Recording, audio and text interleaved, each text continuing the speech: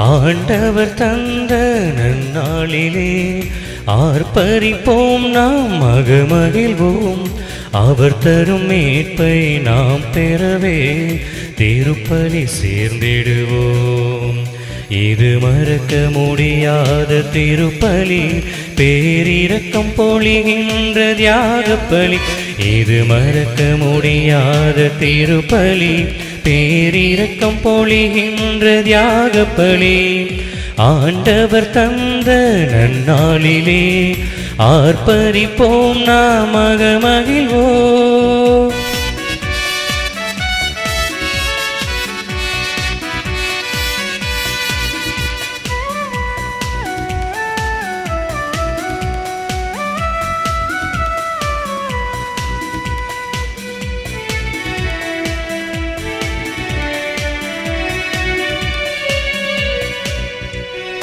இயேசுவின் நாமத்தில் கூடி வந்தோம், அவர் நம் நடுவில் இதோ இதோ.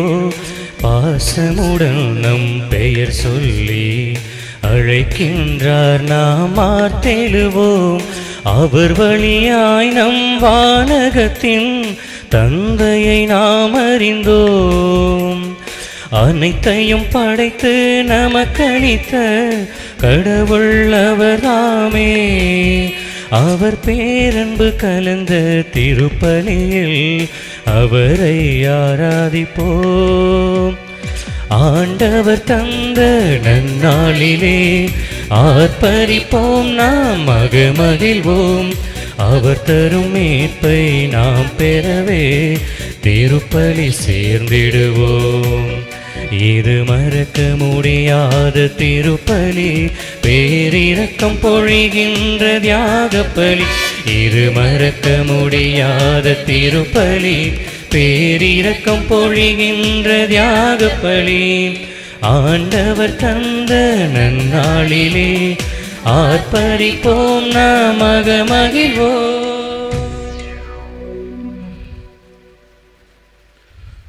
தந்தை மகன் தூயாவியாரின் பெயராலே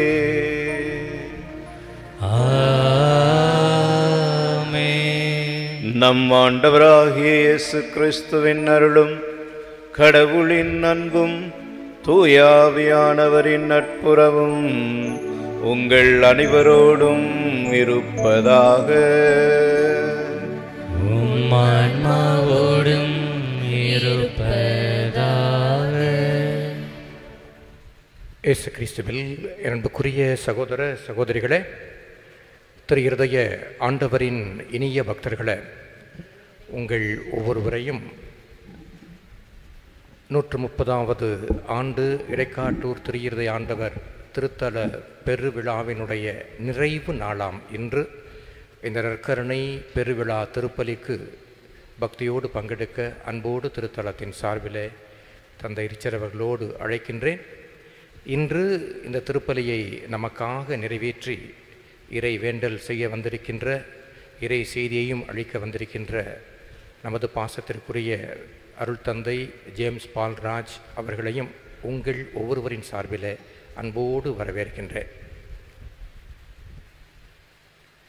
எப்பொழுதும் மகிழ்ச்சியாக இருப்பேன். ஆண்டவர் எல்லாம் நமக்காக தந்திருக்கின்றார். எனவே அந்த நமக்காக தந்ததை பெற்ற ஒருவன் எப்பொழுதுமே மகிழ்ச்சியாக இருக்க வேண்டும்.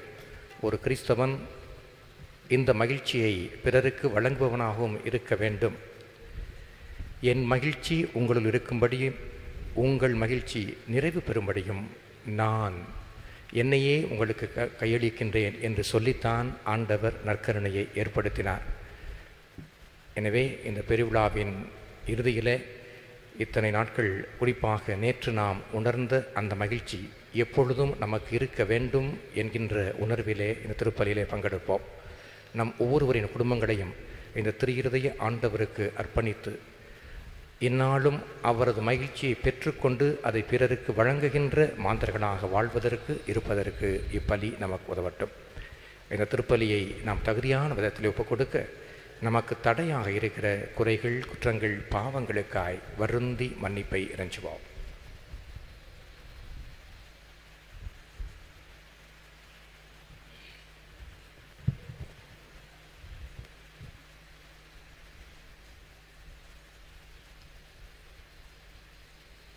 எல்லாம் வல்ல இறைவனிடமும் சகோதர சகோதரிகளே, உங்களிடமும் நான் பாவி என ஏற்றுக்கொள்கிறேன்.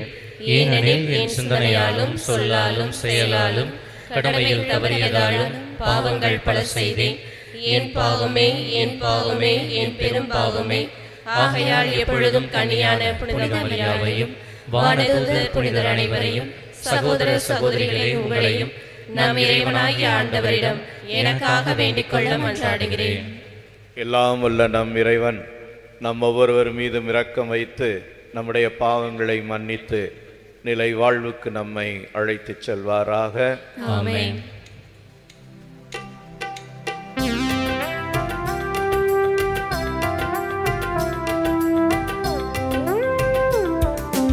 ஆண்டவரே இரக்கமாயிரும். ஆண்டவரே இரக்கமாயிரும். கிறிஸ்துவே இரக்கமாயிரும். கிறிஸ்துவே இரக்கமாயிரும். ஆண்டவரே இரக்கமாயிரும். ஆண்டவரே இரக்கமாயிரும். இரக்கமாயிரும்.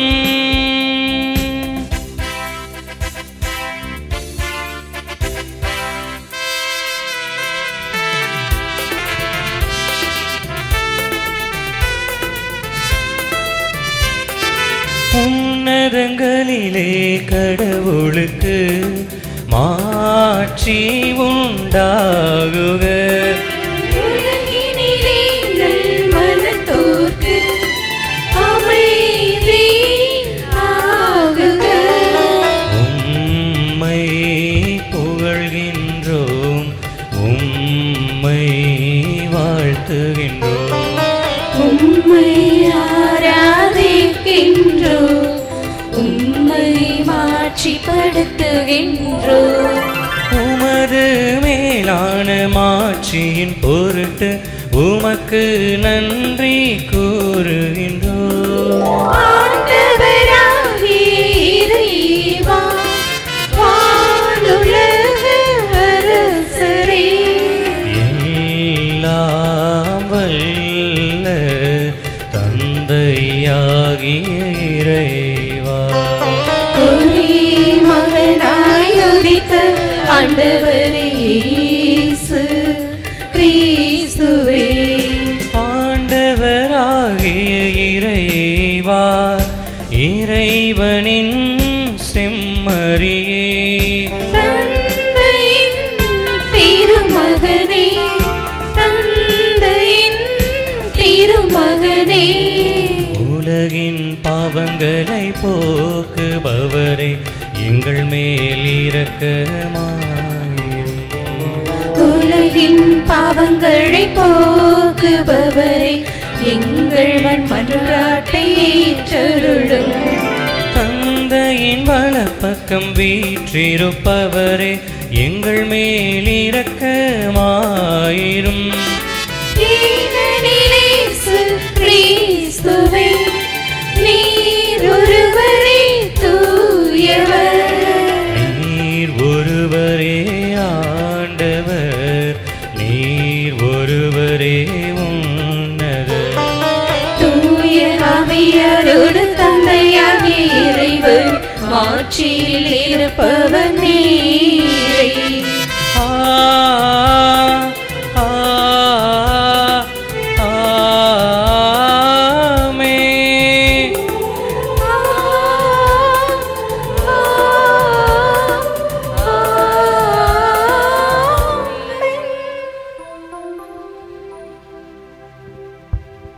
மன்றாடுவோமாக.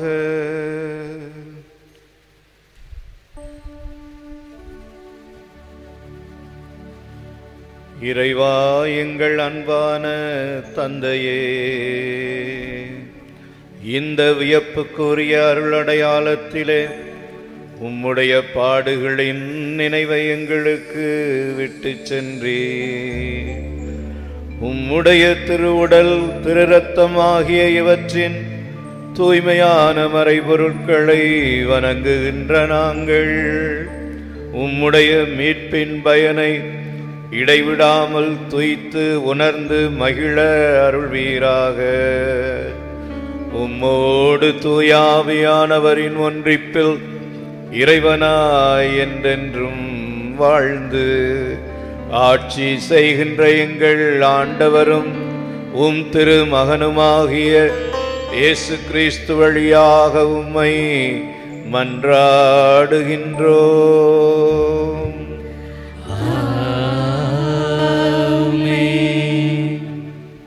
முதல் வாசகம். ஆண்டவர் உங்களோடு செய்துள்ள உடன்படிக்கையின் இரத்தம் இதோ. விடுதலை பயண நூலிலிருந்து வாசகம். அதிகாரம் 24, திருவசனங்கள் 3-8 முடிய.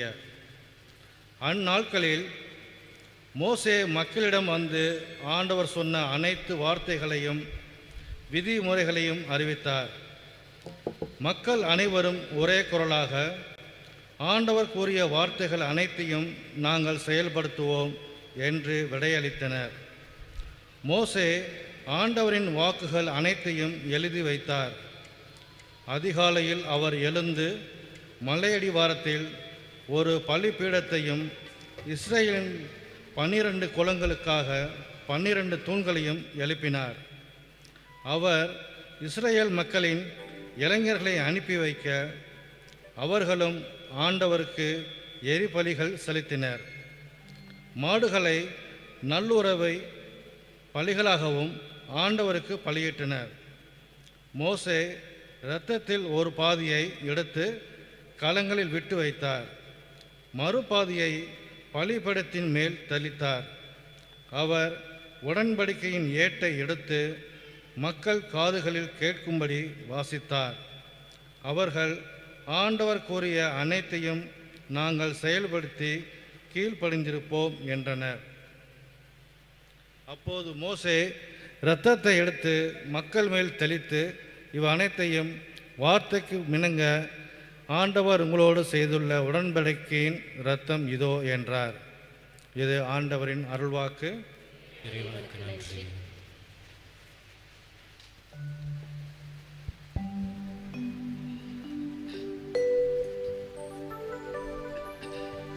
இறைவனின் வார்த்தை உயிருள்ளது. இறை வார்த்தை எனக்கு பாதை.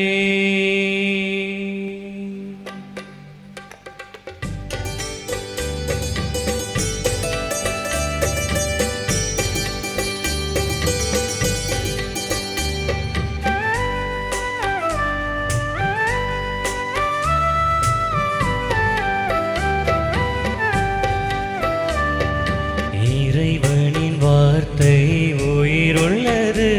இறை வார்த்தை எனக்கு விளக்கு. இறை வார்த்தை எனக்கு பாதை. இறைவனின் வார்த்தை உயிருள்ளது. இறை வார்த்தை எனக்கு விளக்கு. இறை வார்த்தை எனக்கு பாதை.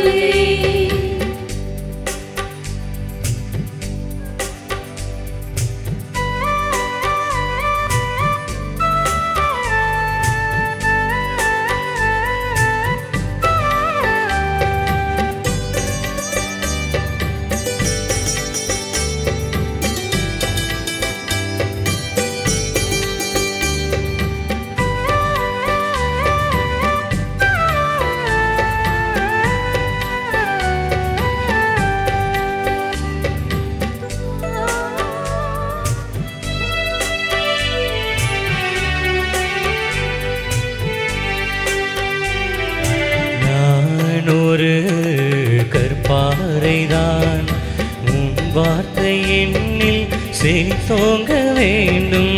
நான் ஒரு கற்பாறைதான், உன் வார்த்தை என்னில் செழித்தோங்க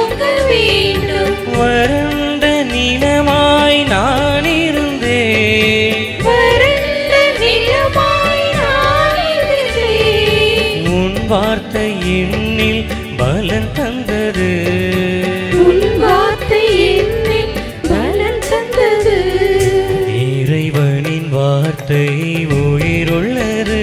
இறை வார்த்தை எனக்கு விளக்கு. இறை வார்த்தை எனக்கு பாதை. இறைவனின் வார்த்தை உயிருள்ளது. இறை வார்த்தை எனக்கு விளக்கு. இறை வார்த்தை எனக்கு பாதை.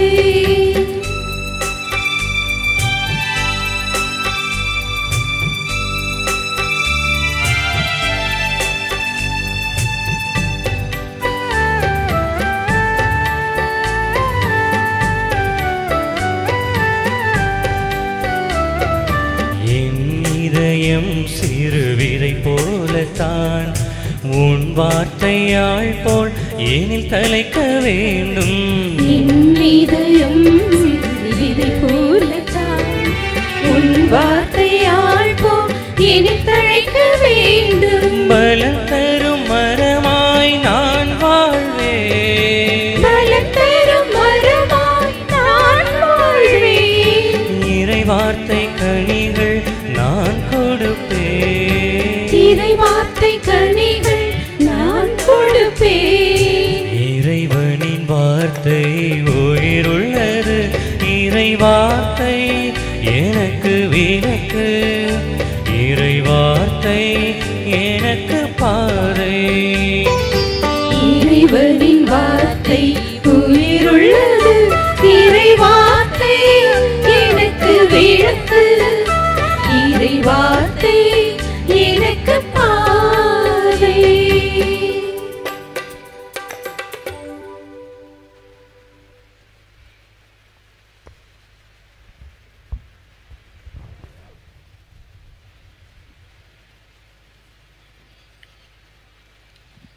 இரண்டாம் வாசகம். கிறிஸ்துவின் இரத்தம் நம் மனசான்றை தூய்மைப்படுத்துகின்றது. எபிரேயருக்கு எழுதப்பட்ட திருமுகத்திலிருந்து வாசகம். அதிகாரம் 9, இறை வார்த்தைகள் 11 முதல் 15 வரை. சகோதர சகோதரிகளே, கிறிஸ்து தலைமை குருவாக வந்துள்ளார். அவர் அருளும் நலன்கள் இப்போது நமக்கு கிடைத்துள்ளன.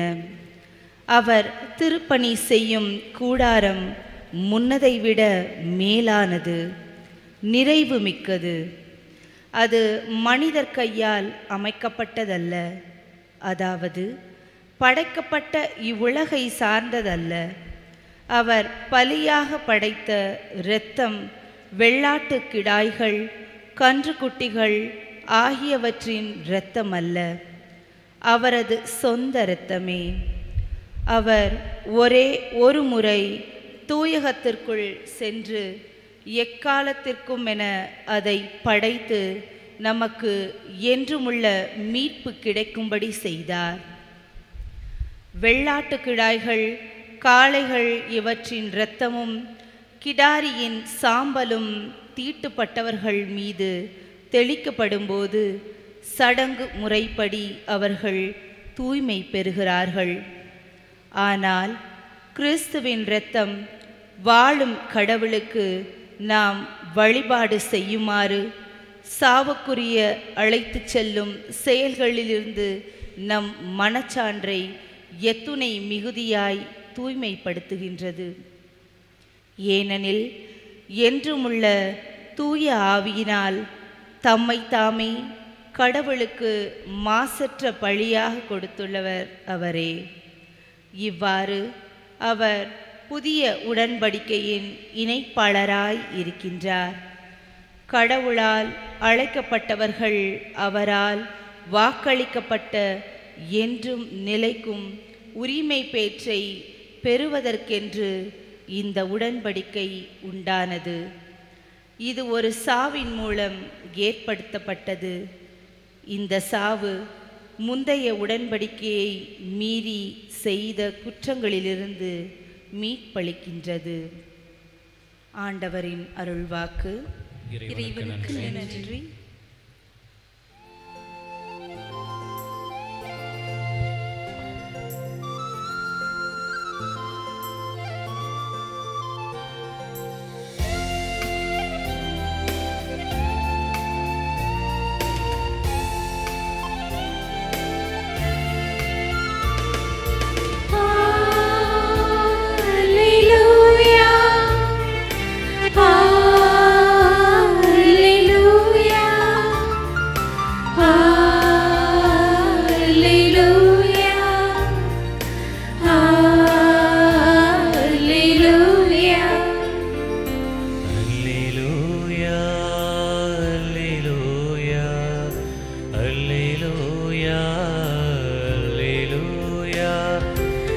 அல்லேலூயா அல்லேலூயா அல்லேலூயா அல்லேலூயா. விண்ணகத்திலிருந்து இறங்கி வந்த வாழ்வுதரும் உணவு நானே. இந்த உணவை எவராவது உண்டால் அவர் என்றுமே வாழ்வார் என்கிற ஆண்டவர். அல்லேலூயா அல்லேலூயா அல்லேலூயா அல்லேலூயா அல்லேலூயா அல்லேலூயா அல்லேலூயா அல்லேலூயா. ஆண்டவர் இயேசு உங்களோடு இருப்பாராக. உம் ஆன்மாவோடும் இருப்பாராக. யோவான் எழுதிய தூய நற்செய்தியிலிருந்து வாசகம். ஆண்டவரே மாட்சி உமக்கே.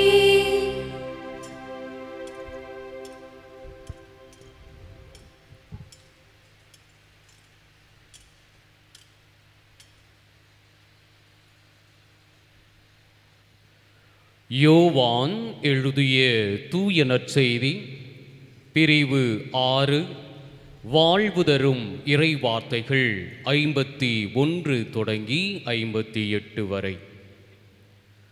அக்காலத்தில் இயேசு யூதர்கள் கூட்டத்தை நோக்கி கூறியது, விண்ணகத்திலிருந்து இறங்கி வந்த வாழ்வு தரும் உணவு நானே. இந்த உணவை எவராவது உண்டால் அவர் என்றுமே வாழ்வார். எனது சதையை உணவாக கொடுக்கிறேன், அதை உலகு வாழ்வதற்காகவே கொடுக்கிறேன் என்றார். நாம் உண்பதற்கு இவர் தமது சதையை எப்படி கொடுக்க இயலும் என்ற வாக்குவாதம் அவர்களிடையே எழுந்தது. இயேசு அவர்களிடம், உறுதியாக உங்களுக்கு சொல்கிறேன், மானிட மகனுடைய சதையை உண்டு அவருடைய இரத்தத்தை குடித்தாலொழிய நீங்கள் வாழ்வு அடைய மாட்டீர்கள். எனது சதையை உண்டு என் இரத்தத்தை குடிப்பவர் நிலை வாழ்வை கொண்டுள்ளார். நானும் அவரை இறுதி நாளில் உயிர்த்தெழச் செய்வேன். எனது சதை உண்மையான உணவு, எனது இரத்தம் உண்மையான பானம். எனது சதையை உண்டு எனது இரத்தத்தை குடிப்போர் என்னோடு இணைந்திருப்பர், நானும் அவர்களோடு இணைந்திருப்பேன். வாழும் தந்தை என்னை அனுப்பினார், நானும் அவரால் வாழ்கிறேன். அதுபோல் என்னை உண்போரும் என்னால் வாழ்வர். விண்ணகத்திலிருந்து இறங்கி வந்த உணவு இதுவே.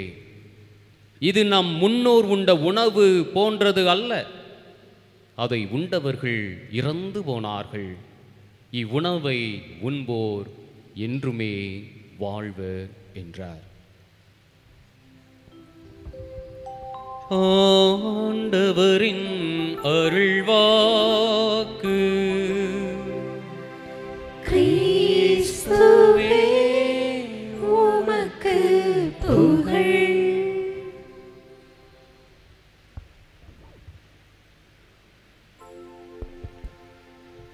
எழுந்து நம்பிக்கையை அறிக்கையிடுவோம். மறையுரையானது நற்கருணை பேழை வைக்கப்பட்டு கதிர்பாத்திரம் வைக்கப்பட்டு பாஸ்கா மேடையிலே அங்கே வழங்கப்படும்.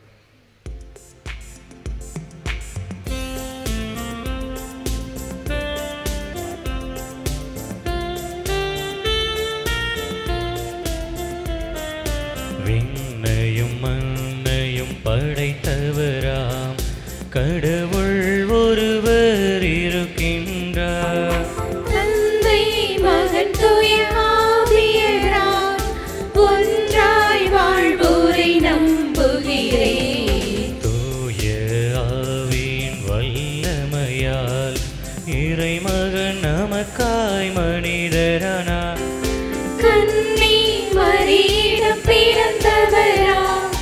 இயேசுவை உறுதியாய் நம்புகிறேன். பிலாத்துவின் ஆட்சியில் பாடுபட்டார், சிலுவையில் இறந்து அடக்கப்பட்டார். மூன்றாம் நாளில் உயிர்த்தெழுந்தார், இறப்பின் மீதே வெற்றி கொண்டார். விண்ணகம் வாழும் தந்தையிடம் அரியணை கொண்டு இருக்கின்றார். உலகம் முடியும் காலத்திலே நடுவராய் திரும்பவும் வந்திடுவார். தூய ஆவியாரை நம்புகிறேன், பாரினில் அவர் துணை வேண்டுகிறேன். அவர் மன்னிப்பின் தூய்மை பெற்று பரிகார வாழ்வில் நிலைத்திடுவேன். திரு அவை உரைப்பதை நம்புகிறேன், புனிதர்கள் உறவை நம்புகிறேன். உடலின் உயிர்ப்பை நிலை வாழ்வை உறுதியுடனே நம்புகிறேன்.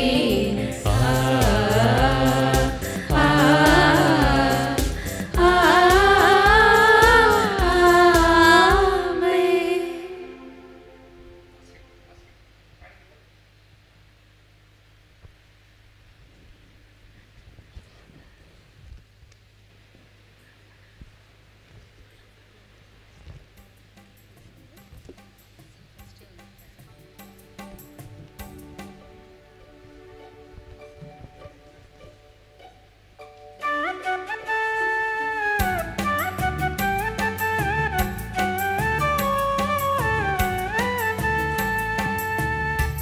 தருவேன் இறைவா என் இயேசு நாயகா, உள்ளம் என்னும் கோயிலில் நீ வருவா. என்ன தருவேன் இறைவா என் இயேசு நாயகா, உள்ளமெனும் கோவிலில் நீ வருவா. என்னோடு வாழவா என் அன்பு தெய்வமே, என்னோடு வாழவா என் அன்பு தெய்வமே. எல்லாமே நீ தந்த கொடைதானே. எல்லாமே நீ தந்த கொடைதானே. என்ன தருவேன் இறைவா.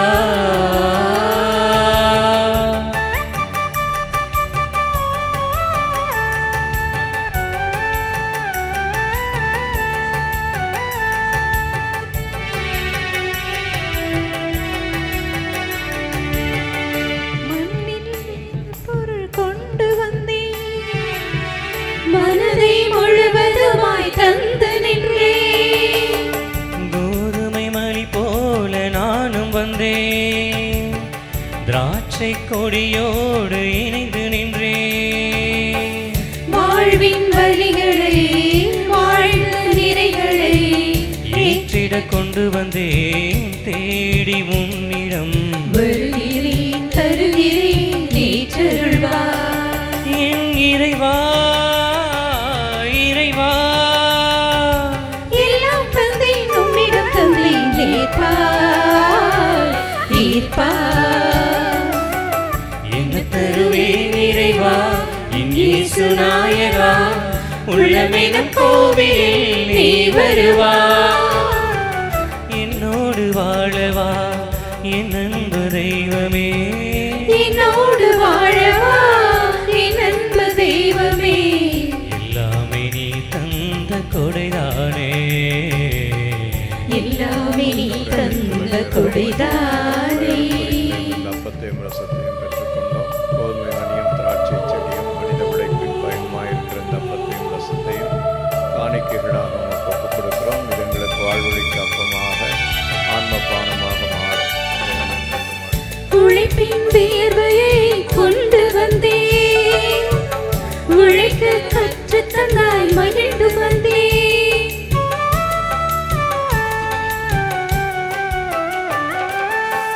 மன்னிக்கும் மனதை உந்தன் பாதம் தந்தே, மாற்றம் காண என்னை முழுதும் தந்தே.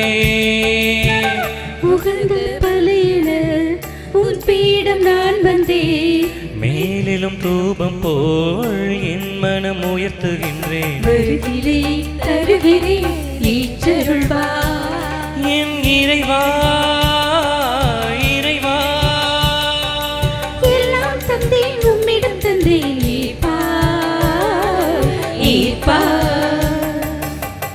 என்ன தருவேன் இறைவா என் இயேசு நாயகா, உள்ளம் என்னும் கோவிலில் நீ வருவா. என்ன தருவேன் இறைவா என் இயேசு நாயகா, உள்ளம் என்னும் கோவிலில் நீ வருவா. என்னோடு வாழவா என் அன்பு தெய்வமே, என்னோடு வாழவா என் அன்பு தெய்வமே. எல்லாமே நீ தந்த கொடைதானே, எல்லாமே நீ தந்த கொடைதானே. அன்புக்குரிய சகோதரிகளே சகோதரர்களே, என்னுடையதும் உங்களுடையதுமான இந்த பலியானது எல்லாம் வல்ல தந்தையாம் இறைவனுக்கு ஏற்றதாகும்படி மன்றாடுங்கள். ஆண்டவர் தமது பெயரின் புகழ்ச்சிக்காகவும் மாட்சிக்காகவும் நமது நன்மைக்காகவும் புனித திரு அவை அனைத்தின் நலனுக்காகவும் உமது கையிலிருந்து இப்பலியை ஏற்றுக்கொள்வாராக.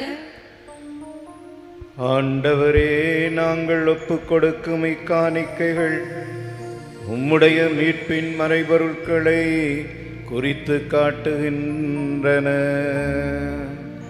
அதனால் உம்முடைய திரு அவைக்கும் இந்த பலியிலே பங்கேற்கின்ற ஒவ்வொருவருக்கும் ஒற்றுமை அமைதியாகிய கொடைகளை, இந்த அப்பரச காணிக்கைகளை புனிதப்படுத்தி கனிவுடன் தந்தருள்வீராக. எங்கள் ஆண்டவராகிய கிறிஸ்து வழியாக உம்மை மன்றாடுகின்றோம்.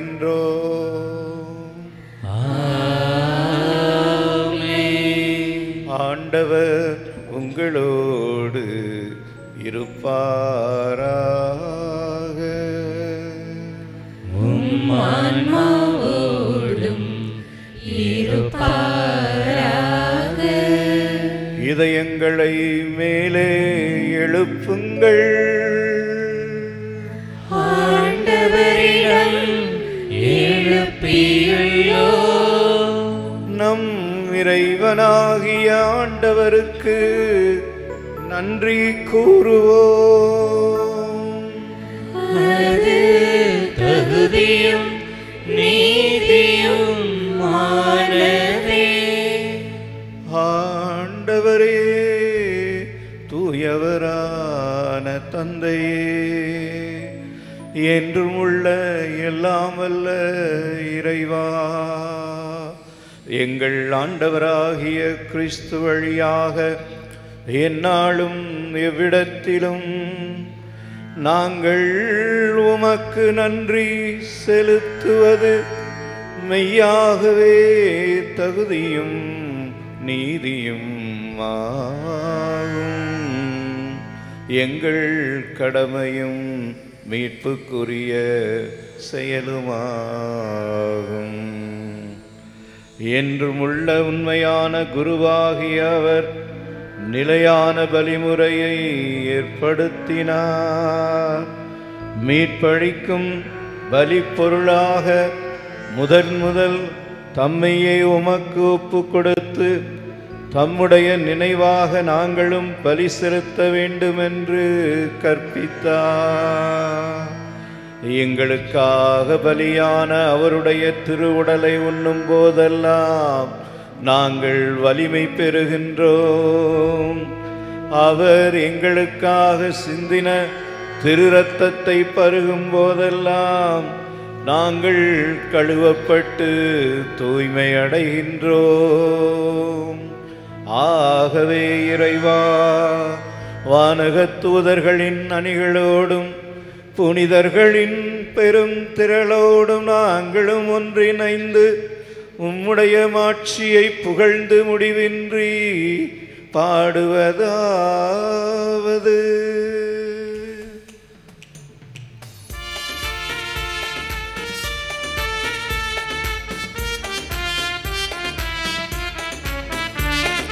தூயவர் தூயவர் தூயவர் வான்படைகளின் படைகளின் கடவுளமாண்டவர்.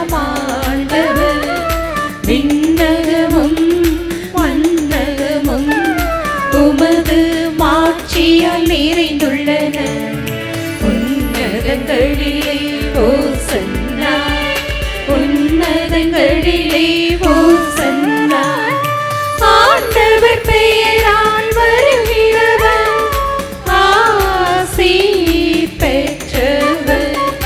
உன்னதங்களிலே ஓசன்னா, உன்னதங்களிலே ஓசன்னா.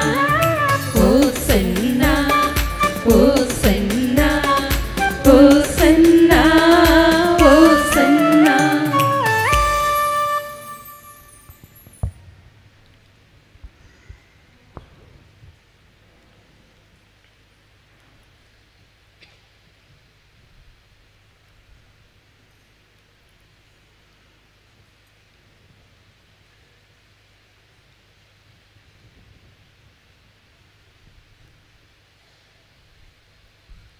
ஆண்டவரே, நீர் மெய்யாகவே தூயவர், தூய்மை அனைத்திற்கும் ஊற்று. ஆகவே உம்முடைய ஆவியை பொழிந்து இக்காணிக்கைகளை தூய்மைப்படுத்த உம்மை வேண்டுகின்றோம். இவ்வாறு எங்கள் ஆண்டவர் இயேசு கிறிஸ்துவினுடைய உடலாகவும் இரத்தமாகவும் எங்களுக்கு இவை மாறுவனவாக. அவர் பாடுபட உளம் கனிந்து தம்மை கையளித்த போது அவர் அப்பத்தை எடுத்து நன்றி செலுத்தி அதை பிட்டு தம் சீடர்களுக்கு அளித்து கூறியதாவது: அனைவரும் இதிலிருந்து பெற்று உண்ணுங்கள், ஏனெனில் இது உங்களுக்காக கையளிக்கப்படும் என் உடல்.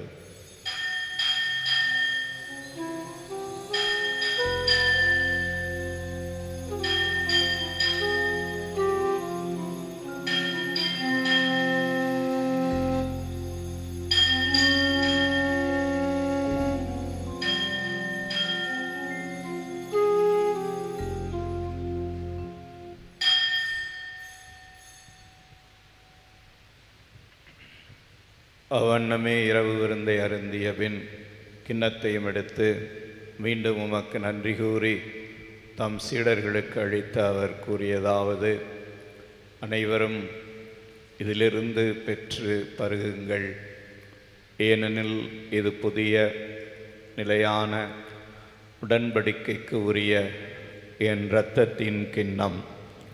இது பாவ மன்னிப்புக்கு என்று உங்களுக்காகவும் பலருக்காகவும் சிந்தப்படும். இதை என் நினைவாகச் செய்யுங்கள்.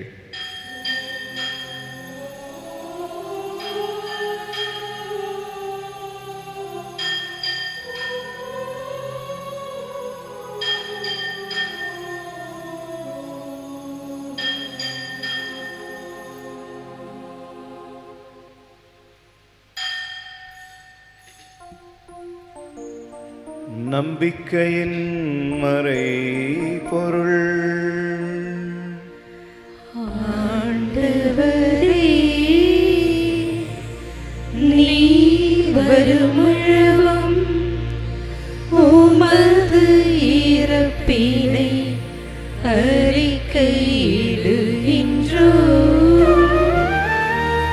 உமது உயிர்ப்பினையும்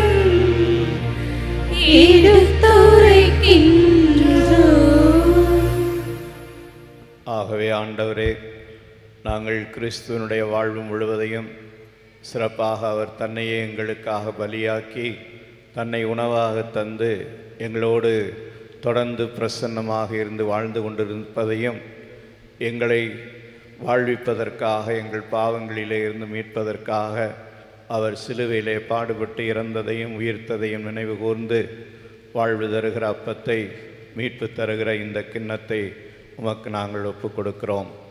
தகுதியற்ற எங்கள் எல்லோரையும் உமக்கு உரியவர்களாக, உம்முடைய அன்பின் கருவிகளாக ஆண்டவரே நீர்தாமே பெருந்தன்மையோடு எங்களை ஏற்றுக்கொண்டு இத்தனை ஆண்டுகளாக பராமரித்து பாதுகாத்து வழிநடத்தி கொண்டிருக்கிறேன். நன்றி செலுத்துகிறோம். கிறிஸ்துவின் உடலிலே இரத்தத்திலே பங்கு பெறும் நாங்கள் தூய ஆவியானவரால் ஒன்று சேர்க்கப்பட வேண்டும் என உம்மை தாழ்மையோடு மன்றாடுகின்றோம்.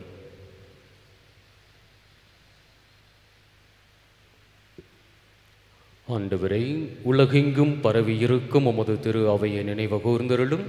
சிறப்பாக எங்கள் திருத்தந்தை பிரான்சிஸ், எம்மறை மாவட்டத்தின் ஆயர் மேதகு ஆனந்தம், எல்லா திருநிலையினர் ஆகிய அனைவரோடும் உமது திரு அவை அன்பில் நிறைவு பெறச் செய்தருளும்.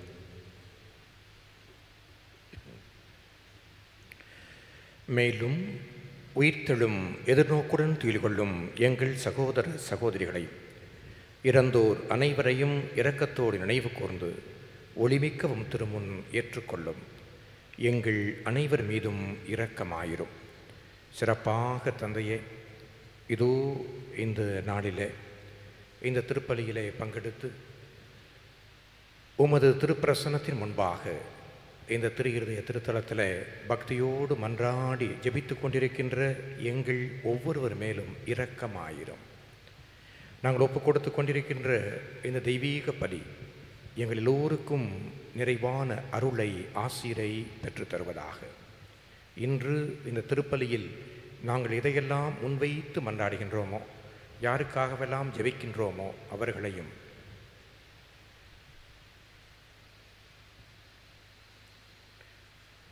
இன்று இந்த திருப்பலி ஒப்புக் கொடுக்கின்ற அனைத்து குடும்பங்களையும் அவருடைய கருத்துக்களையும் கனிவோடு கண்ணோக்கும்.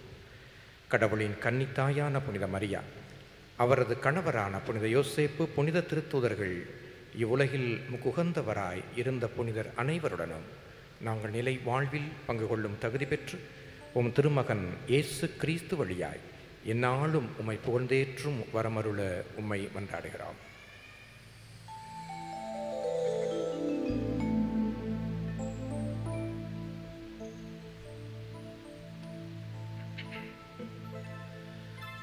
இவர் வழியாக, இவரோடு, இவரில் எல்லாம் வல்ல இறைவனாகிய தந்தையே, தூய ஆவியானவரின் ஒன்றிப்பில் எல்லா புகழும் மாட்சியும் என்றென்றும் உமக்கு உரியதே.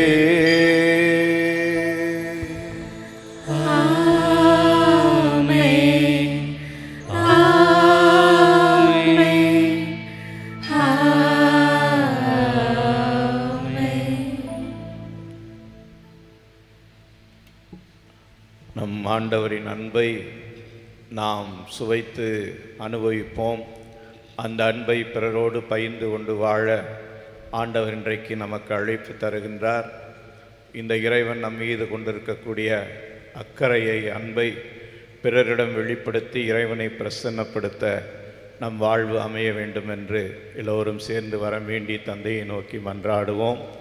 விண்ணுலகில் இருக்கிற எங்கள் தந்தையே, உமது பெயர் தூயது என போற்றப் பெறுக. உமது ஆட்சி வருக. உமது திருவுளம் விண்ணுலகில் நிறைவேறுவது போல மண்ணுலகிலும் நிறைவேறுக. எங்கள் அன்றாட உணவை இன்று எங்களுக்கு தாரும். எங்களுக்கு எதிராக குற்றம் செய்வோரை நாங்கள் மன்னிப்பது போல எங்கள் குற்றங்களை மன்னியும்.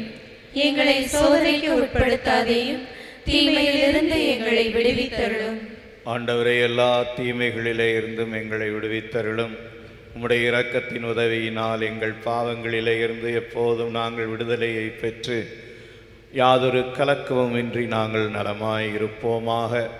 நாங்கள் எதிர்நோக்கி இருக்கும் பேரின்பத்திற்காகவும் எம் மீட்பராம் இயேசு கிறிஸ்துவின் வருகைக்காகவும் காத்திருக்கின்றோம். ஏனெனில் ஆட்சியும் வல்லமையும் மாட்சியும் என்றென்றும் உமதே.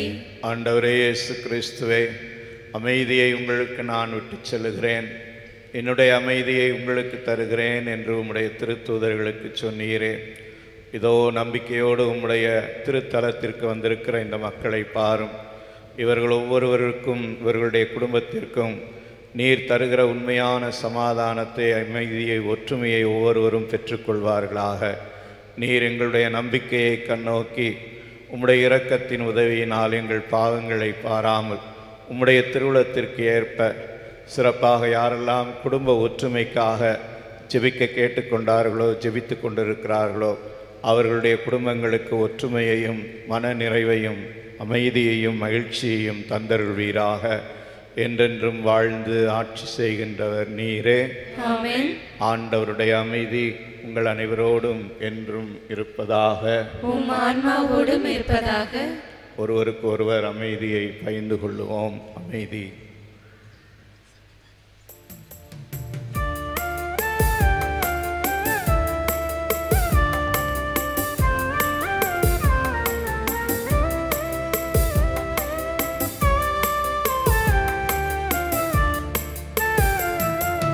உலகின் பாவம் போக்கும் இறைவனின் செம்மறியே, எம்மேல் இரக்கம் வையும். உலகின் பாவம் போக்கும் இறைவனின் செம்மறியே, எம்மேல் இரக்கம் வையும். உலகின் பாவம் போக்கும் இறைவனின் செம்மறியே,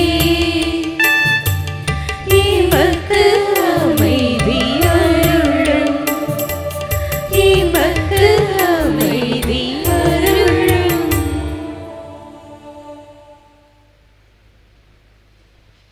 இதோ இறைவனின் திருவுடல். இவரே நம் பாவங்களை போக்குகின்ற செம்மறி. இந்த திருச்செம்மறியின் திருவிருந்திற்கு இந்த பெருவிழா நாளில் அழைக்கப்பட்டிருக்கிற நாம் அனைவரும் பேறு பெற்றோர். ஆண்டவரே, நீரே நிலத்தில் எழுந்தருள நான் தகுதியற்றவன். ஆனால் ஒரு வார்த்தை மட்டும் சொல்லிருளும், எனது ஆன்மா நலமடையும். கிறிஸ்துவின் இந்த உடல் இந்த இரத்தம் நம்மை காத்து நிலை வாழ்வுக்கு அழைத்துச் செல்வனவாக. ஆமென்.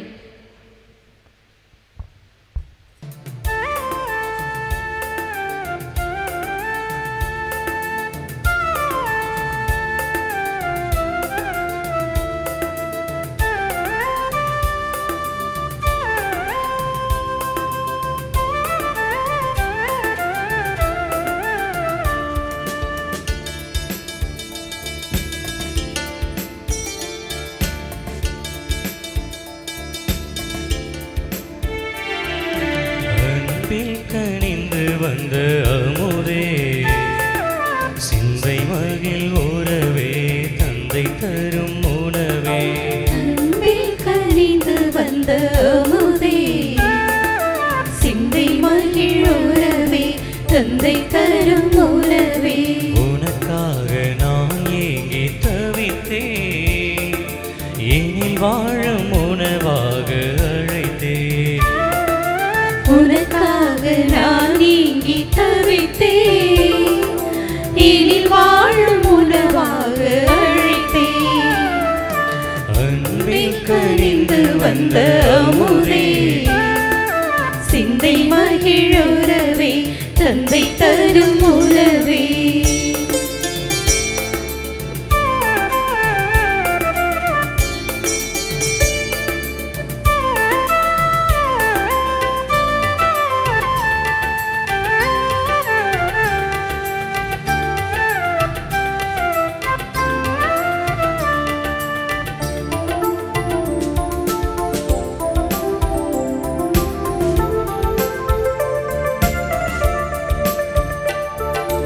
விருந்தாக வரும் தேவன் உனை காண்கையில், வருந்தாகும் பசியாகும் பரந்தோடுதே.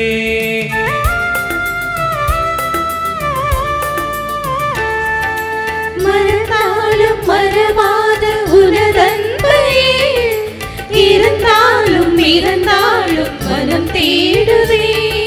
பசியார பரிவோடு அழைக்கின்றேன் வா, இசையோடு கவி சேரும் சுவை காணவே. உனை நாடி உனை தேடி உருவாகுவேன், உன்னில் உருவாகுவேன். அன்பில் கனிந்து வந்த அமுதே, சிந்தை மகிழ் உறவே, தந்தை தரும் உணவே. அன்பில் கனிந்து வந்த அமுதே, சிந்தை மகிழ் உறவே, தந்தை தரும் உணவே.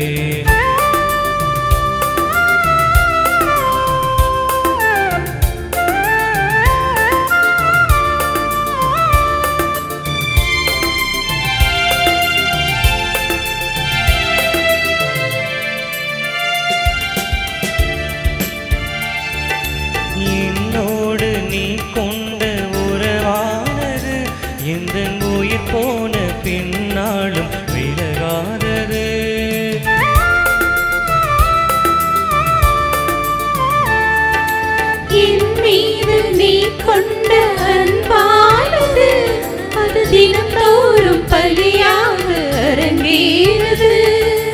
இறைவா என் அகம் வாருமே, இதயம் என் இதயம் உன் அருள் காணுமே.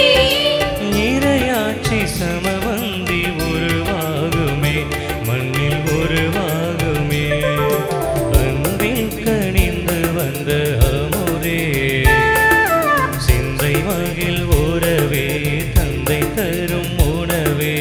அன்பில் கனிந்து வந்த அமுதே, சிந்தை மகிழுறவே, தந்தை தரும் உணவே. உனக்காக நான் ஏங்கி தவித்தேன், இனில் வாழும் உணவாக அழைத்தேன். உனக்காக நான் ஏங்கி தவித்தேன், எனில் வாழும் உணவாக அழைத்தேன். அன்பில் கனிந்து வந்த அமுதே, சிந்தை மகிழுறவே, தந்தை தரும் உணவே. சிந்தை மகிழுறவே, தந்தை தரும் உணவே. கிறிஸ்துவின் ஆன்மாவே, என்னை புனிதமாக்கும் கிறிஸ்துவின் திருவுடலே, என்னை மீட்டருளும் கிறிஸ்துவின் திருரத்தமே, எனக்கு எழுச்சியூட்டும். கிறிஸ்துவின் விழாவின் தண்ணீரே, என்னை கழுவிடுமே. கிறிஸ்துவின் பாடுகளே, என்னை தேற்றிடுமே. ஓ நல்ல இயேசுவே, எனக்கு செவி சாயும். உம் திரு காயங்களுள் என்னை மறைத்தருளும்.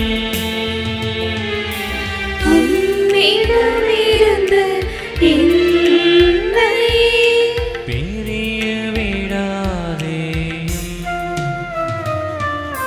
தீய பகைவரிடம் இருந்து என்னை காத்தருளும். எனது இறப்பின் வேளையில் என்னை அழைத்தருளும்.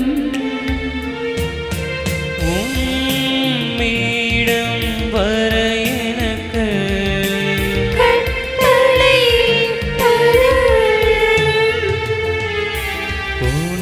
புனிதர்களோடு எக்காலமும் உம்மை புகழச் செய்யும். ஆமென்.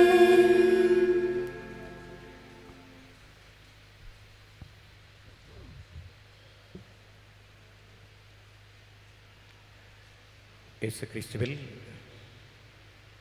அன்புக்குரிய சகோதர சகோதரிகளே, திரு இருதய ஆண்டவருடைய இனிய பக்தர்களே, உங்கள் ஒவ்வொருவருக்கும் மீண்டும் ஒரு முறை இனிய வாழ்த்துக்களையும் ஜெபங்களையும் உரித்தாக்குகிறேன்.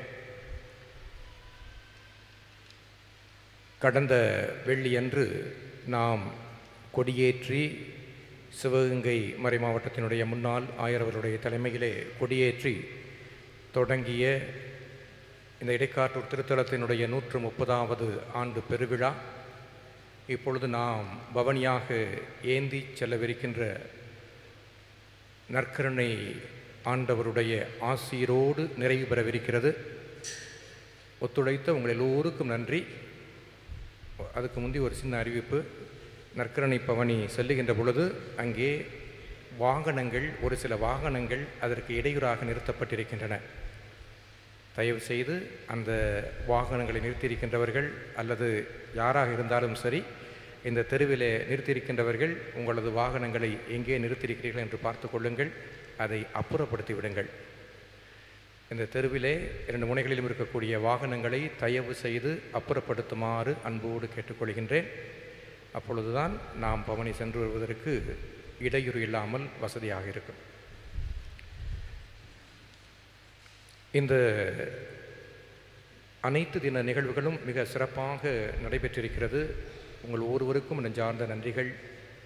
வந்திருந்து சிறப்பித்திருக்கக்கூடிய அத்துணை அருள் தந்தையர்களுக்கும், ஆயர் பெருமக்களுக்கும், திருப்பயணிகளுக்கும், பிற பங்குகளிலிருந்து வந்திருந்து நவநாளை சிறப்பித்திருக்கக்கூடிய அனைத்து மக்களுக்கும், குறிப்பாக நமது பங்கை சார்ந்த அருளானந்தபுரம் கிராம இறை மக்களுக்கும் அதனுடைய பொறுப்பாளர்களுக்கும் நெஞ்சார்ந்த நன்றிகளை தெரிவித்துக் கொள்கின்றேன். எல்லோருமே என்னுடைய நன்றிக்கு உரியவர்கள் என்றாலும் ஒரு சிலரை நான் குறிப்பிட்டு சொல்லத்தான் வேண்டும். இன்றைய நாளில் குறிப்பாக இந்த திருப்பலியை நமக்காக நிறைவேற்றி தொடர்ந்து பாஸ்கா மேடையில் இறை செய்தியையும் வழங்கவிருக்கின்ற நம்முடைய அருள் தந்தை ஜேம்ஸ் பால்ராஜ் இந்த மண்ணை சார்ந்தவர். அவருக்கு மிக அழகான தலைப்பு தான் எப்பொழுதும் மகிழ்ச்சியாக இருப்பேன் என்பது. எப்பொழுதுமே மகிழ்ச்சியாக இருக்கக்கூடியவர், மிகுந்த நகைச்சுவை உணர்வு உள்ளவர். அந்த காலத்திலிருந்தே நான் பார்த்துருக்கிறேன். நான் +1 படித்த காலத்திலிருந்தே நான் அவரை பார்த்திருக்கிறேன். அப்பொழுது அந்த இளங்குரு மடத்திற்கு வருவார். எப்பொழுதும் நகைச்சுவை உணர்வோடு மகிழ்ச்சி பொங்க இருக்கக்கூடியவர். எனவே இந்த நாளில் இங்கே வந்திருந்து இந்த திருப்பலியை நிறைவேற்றி நமக்காக ஜெபித்திருப்பது எல்லோருக்கும் மற்றற்ற மகிழ்ச்சியை தருகிறது.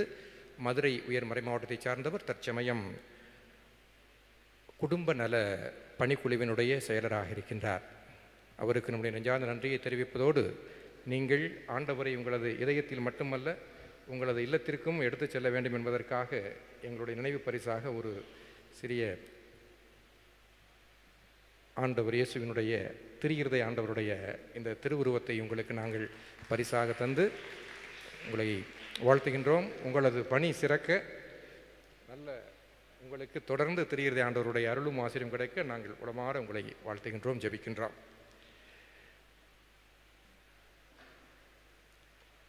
அதேபோல் பலரும் இந்த 7 தினங்கள் நிகழ்ச்சியிலும் 8 தினங்கள் நிகழ்ச்சியிலும் சிறப்பாக நடைபெற உதவி இருக்கிறீர்கள். என்னோடு உடன் பணியாற்றக்கூடிய அருள் தந்தை ரிச்சர்ட் அவர்கள் தொடங்கி எல்லோருமாக உதவி இருக்கிறீர்கள். தந்தை ரிச்சர்ட் இங்கே நமக்கு கிடைத்திருக்கக்கூடிய ஒரு கொடைதான். ஏனென்றால் வெள்ளிக்கிழமைகளிலே அநேகரிடம் சொல்வதுண்டு, தந்தை பாக்கியநாதன் இல்லாத குறையை இப்பொழுது தந்தை ரிச்சர்ட் அவர்கள் தீர்த்து கொண்டிருக்கிறார் என்று சொல்வார்கள். இன்று கூட திடீரென்று மாதா தொலைக்காட்சியினுடைய ஆங்கில திருப்பலி பதிவேற்றம் செய்ய வேண்டியிருந்தது. அதை எடுக்க வேண்டியிருந்தது, படம் பிடிக்க வேண்டியிருந்தது. ஒரு மணி நேரத்திலேயே அருகில் உள்ள அருள் சகோதரிகளை அழைத்து ஓரிரு மணி நேரத்திலேயே இருக்கக்கூடியவர்களை வைத்து அதற்கு ஒரு அழகான திருப்பலியை அவர் நிறைவேற்றுவதற்கு உதவி செய்தார், பாடல் குழுவினருக்கு எல்லாம் இணைத்து. எனவே இந்த நாளில் பாடல் குழுவினர்களுக்கும் உதவி செய்திருக்கின்றார். எனக்கு எப்பொழுதும் பக்கபலமாக இருக்கக்கூடியவர். அவருக்கு என்னுடைய நெஞ்சார்ந்த நன்றியை உங்கள் ஒவ்வொருடைய சார்பிலும் இந்த நேரத்திலே நான் தெரிவித்துக் கொள்கின்றேன். அதே போல் அருள் சகோதரிகளை பற்றி சொல்லுகின்ற பொழுது வெளியிலிருந்து வந்திருக்கக்கூடியவர்களுக்கு தெரியாது. இப்பொழுது நமக்கு ஏற்கனவே இங்கே தலைமை சகோதரியாக இருந்த அருள் சகோதரி செல்வா அவர்களும், அதேபோல் தலைமை ஆசிரியாக இருந்த சந்தியா அவர்களும் தற்சமயம் மாற்றலாகி வேறு பணிகளுக்கு சென்றிருக்கின்றார்கள். நம்முடைய மூத்த சகோதரி ரோசலின் அவர்கள் இங்கே நம்மோடு எப்பொழுதும் இருக்கிறார்கள். இப்பொழுது புதிதாக நமக்கு 3 அருள் சகோதரிகள் வந்திருக்கிறார்கள். ஒன்று சிஸ்டர் ஜெசி, இந்த முன்னால் உட்காந்துருக்கிறாங்கல்ல, அவங்க தான். அவர்கள் தலைமை ஆசிரியையாகவும் இந்த இல்லத்தினுடைய தலைவியாகவும் நியமிக்கப்பட்டிருக்கிறார்கள். அதே போல் அருள் சகோதரி ஆக்னஸ் என்கின்ற ஆக்னஸை சுருக்கி ஐனஸ்னு வச்சுருக்கிறாங்க.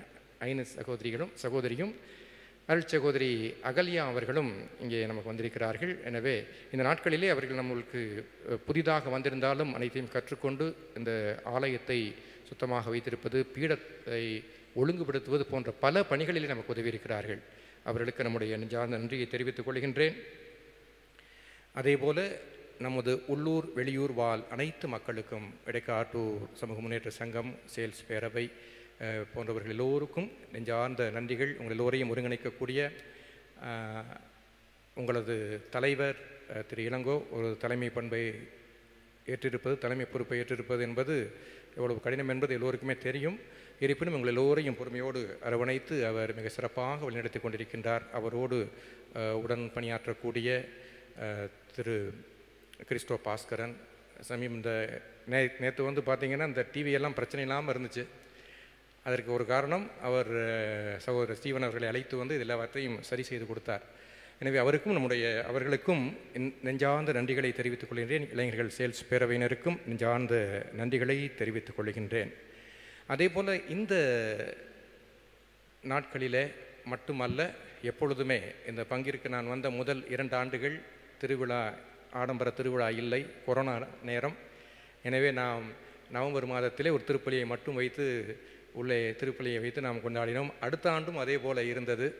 ஆனால் அது உள்ளே இருந்தாலும் சரி, வெளியே இருந்தாலும் சரி, எந்த கவலையும் இல்லாமல் பவனியா சப்பரமா எதுவாக இருந்தாலும் சரி, எல்லாவற்றையும் முன்கூட்டியே குறித்து இந்த நேரத்தில் இதை தொடங்க வேண்டும், இதை செய்ய வேண்டும் என்று அனைத்து விதமான பொறுப்புகளையும் ஏற்றுக்கொண்டு, அதாவது சப்பரம், அலங்காரம், இன்று கூட அந்த நற்கருணை பவனிக்குரிய மேடை, இந்த அனைத்து பொறுப்புகளையும் ஏற்று நம்மை வழிநடத்தி செல்கின்றவர் இந்த இடைக்காற்றூர் இறை சமூகத்தினுடைய தலைவர் திரு இருதயராஜ் ஆசிரியர் அவர்கள். வயது கூட கூட அவருடைய உணர்வுகளும் உற்சாகமும் இன்னும் கூடிக்கொண்டுதான் இருக்கிறது, குறையவில்லை. எனவே அவருக்கு உங்கள் ஒவ்வொருவருடைய சார்பிலும் திருத்தலத்தின் சார்பிலும் நான் என்னுடைய உளமார்ந்த நன்றியை தெரிவித்துக் கொள்கின்றேன். அவரோடு இணைந்து பலர் உதவியிருக்கிறார்கள். அது மட்டுமல்ல, அதிலும் குறிப்பாக கடந்த ஓரிரு ஆண்டுகளாக சகோதரர் மைக்கேல், இன்ஜினியர் மைக்கேல் சென்னையிலிருந்து இங்கு வந்து மிகவும் அர்ப்பணத்தோடு அவருக்கு வலதுகரமாக இருக்கக்கூடியவர். இன்று கூட ஃபுல்லாக அவர் தான் எனக்கு அங்கே மேலே அவருக்கு கூட பக்கத்திலே இருந்தார். இது மட்டுமல்ல, பாஸ்கா தருணங்களிலெல்லாம் நான் பார்த்திருக்கிறேன்.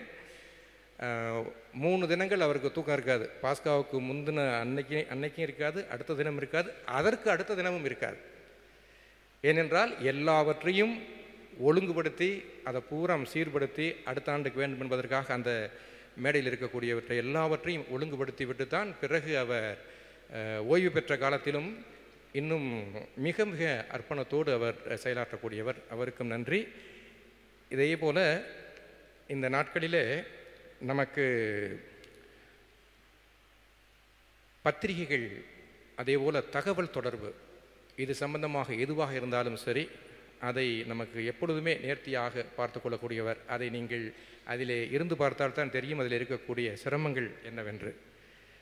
திரு தாமஸ் அவர்கள் அதை மிகவும் இன்முகத்தோடு அதை வெளியே தெரியாமல் செய்யக்கூடியவர். அவருக்கும் நெஞ்சார்ந்த நன்றி. இது ஒரு புறம் என்றால், உள்ளே அங்கே பங்கு தந்தையுடைய இல்லத்திலே ஆயர்கள் வருகிறார்கள், பணியாளர்கள் வருகிறார்கள். ஒவ்வொரு தினமும் அங்கே உள்ளே இருக்கக்கூடிய அந்த சாப்பாட்டு நிகழ்வுகள் இவற்றையெல்லாம் பார்க்க வேண்டும். குறிப்பாக ஆயர்கள் எல்லாம் கவனித்து கொள்ள வேண்டும் என்றால், ஒவ்வொரு முதல் வெள்ளி என்றும் அங்கே அருள் பணியாளர்களை கவனிப்பது இதையெல்லாம் செய்ய வேண்டும் என்றால் அதுவும் மிக ஒரு எளிதான காரியம் அல்ல. அதை செய்யக்கூடியவர் நமது ஊரை சார்ந்த திரு ஆரோக்கியராஜ் அவர்கள். நிச்சயமாக அவரையும் நான் அந்த நேரத்தில் குறிப்பிட்டு சொல்ல வேண்டும். இப்படி பலரும் உதவி கொண்டிருக்கிறீர்கள். எல்லோருடைய பெயரையும் சொல்லவில்லை என்று நீங்கள் நினைக்க வேண்டாம். ஒரு சிலரை நான் குறிப்பிட்டு சொல்வதற்காக நான் சொல்லுகின்றேன். எல்லோரும் உதவுகின்றீர்கள். இந்த கிராமத்தைச் சேர்ந்த ஒவ்வொருவரும் வெளியே தெரியாத வேலைகள் எத்தனையோ இருக்கின்றன. பெண்கள் கோலம் போடுவது, அந்த கொடியேற்றத்து நேரத்தில் செய்வது, அதே போல் இந்த தேவாலயத்திலே இருக்கக்கூடிய பணியாளர்கள், நம்முடைய வாட்ச்மேனையாவிலிருந்து வஸ்தாவியாவிலிருந்து வெளியே இருக்கக்கூடியவர்கள், ஸ்டாலில் நேற்றெல்லாம் முதல் வெளி அன்னைக்கு காலையில் தொடங்கி அந்த அனலில் நின்று கொண்டு இருக்கக்கூடிய ஜோசப், அவரோடு ஒத்துழைக்கக்கூடிய அமலன், அதே போல் என்னுடைய இல்லத்திலே பணியாற்றக்கூடியவர்கள் அந்த சகோதரி நாகராஜன் உள்ளிட்ட அவருடைய துணைவியார், அவரோடு இணைந்து பணியாற்றக்கூடியவர்கள் என்று பலரும் வெளியே தெரிந்து, ஒரு சிலர் வெளியே தெரியாமல், ஒரு சிலர் முதுகெலும்பாக இருந்து, நீங்கள் முதுகெலும்பு இருக்கின்றதில் அதனுடைய சைடில் இருக்கக்கூடிய போன்ஸ் மாதிரி எல்லோரும் இணைந்து மிக சீராக இந்த நிகழ்ச்சிகளை நடத்துவதற்கு நீங்கள் உதவி கொண்டிருக்கிறீர்கள். உங்கள் எல்லோருக்கும் நெஞ்சார்ந்த நன்றியை தெரிவித்துக் கொள்கின்றேன். அதே போல் பாடல் குழுவினர், தம்பி பாஸ்டின், அவரோடு சேர்ந்த ரிச்சர்ட், அந்த சகோதரிகள், வெளியிலிருந்து ஆளுங்களாம் கொண்டு வந்து பார்க்க வேண்டிய வேலைகளை சரியாக பார்த்து அவனுக்கு உதவி செய்யக்கூடிய ஒரு சிலர், பென்னி போன்ற அந்த கேமரா ஒவ்வொரு நாளும் லைவாக போச்சு. இப்படி எண்ணற்றவர்கள் உதவி கொண்டிருக்கிறீர்கள். இத்தனை தினங்களும் ஒளி அமைப்பு மிக சிறப்பாக இருக்கிறது என்றால் சகோதரர் ஆர்டி தாமஸ் சப்பரம் இந்த ஆண்டு நமக்கு சப்பரத்தை வேறு விதமாக கொண்டு வந்திருந்தோம். ஆனால் நேற்று மிக அருமையான கூட்டம், எல்லா கூட்டமும் அப்படியே வந்திருந்தால் நேற்று மிகச்சிறப்பாக இருந்திருக்கும். ஆனால் நேற்று கொஞ்சம் லேசாக கடவுள் அருளை பொழிவதைப் போல, நம்ம எல்லோரையும் ஆசீர்வதிப்பதைப் போல ஒரு சிறிய மழை தூறலை கொடுத்து அந்த தூறலிலும் பொருட்படுத்தாத எல்லோரும் வந்தீர்கள். எனவே இந்த ஒளி அமைப்பை நமக்கு மிக சிறப்பாக ஒவ்வொரு ஆண்டும் எதிர்பார்ப்புகள் இல்லாமல் புன்முறுவலோடு எதை சொன்னாலும் நாம் சொல்லாததையும் செய்யக்கூடிய திரு ஆர்டி தாமஸ் அவர்கள், எல்லோருக்கும் என்னுடைய நெஞ்சார்ந்த நன்றிகளை நான் இந்த நேரத்தில் தெரிவித்துக் கொள்கின்றேன். அதே போல் காவல்துறையினர், துப்புரவு பணியாளர்கள், நம்முடைய ஊரினுடைய கிராம தலைவர்கள் சுத்தம் பண்ணுவதற்கு உதவினார்கள். எல்லோருக்கும் நன்றி. காவல்துறை நண்பர்கள், துப்புரவு பணியாளர்கள், நம்முடைய மூத்துவை தொடங்கி நம்முடைய பஞ்சாயத்தில் இருக்கக்கூடிய அத்தனை பேரும் உதவி இருக்கிறீர்கள். எல்லாம் இருந்தும் பக்தர்களாகிய நீங்கள், உங்களது ஒத்துழைப்பு, உங்களது ஆதரவு இல்லை என்றால் அது அருளாகவும் பொருளாகவும் உங்களது ஆதரவு இல்லை என்றால் திருத்தலம் இயங்காது. எனவே உங்களுக்கும் நெஞ்சாத நன்றிகள். இந்த ஆண்டினுடைய திருவிழாவை பெருவிழாவாக மிக சிறப்பாக கொண்டாடி இருக்கின்றோம். அடுத்த ஆண்டும் தொடர்ந்து இதே போல நாம் கொண்டாடுவோம். இறைவன் நம்மை நிறைவாக ஆசீர்வதிக்க வேண்டும். இந்த திருவிழாவிற்கு வந்து சென்றிருக்கக்கூடிய அத்துணை குடும்பங்களும் பிள்ளைகளும் நிறைவாக திரியிறதை ஆண்டவருடைய அருளை ஆற்றலை பெற்றவர்களாக இருக்க வேண்டும் என்று உளமாற வாழ்த்துகின்றேன், ஜெபிக்கின்றேன். எல்லோருக்கும் நன்றி. இறுதி மன்றாட்டிற்காக எழுந்து நிற்போம்.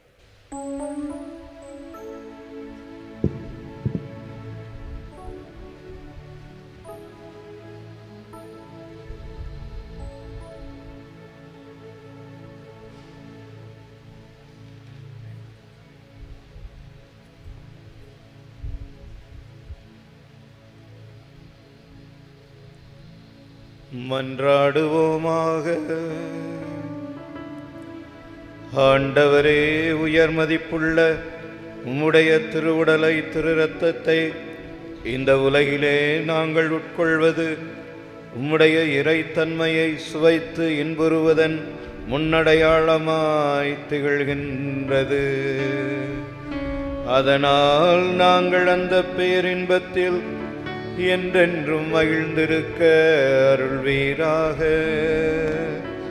என்றென்றும் வாழ்ந்து ஆட்சி செய்கின்ற இறைவா, உம்மை மன்றாடுகின்றோ.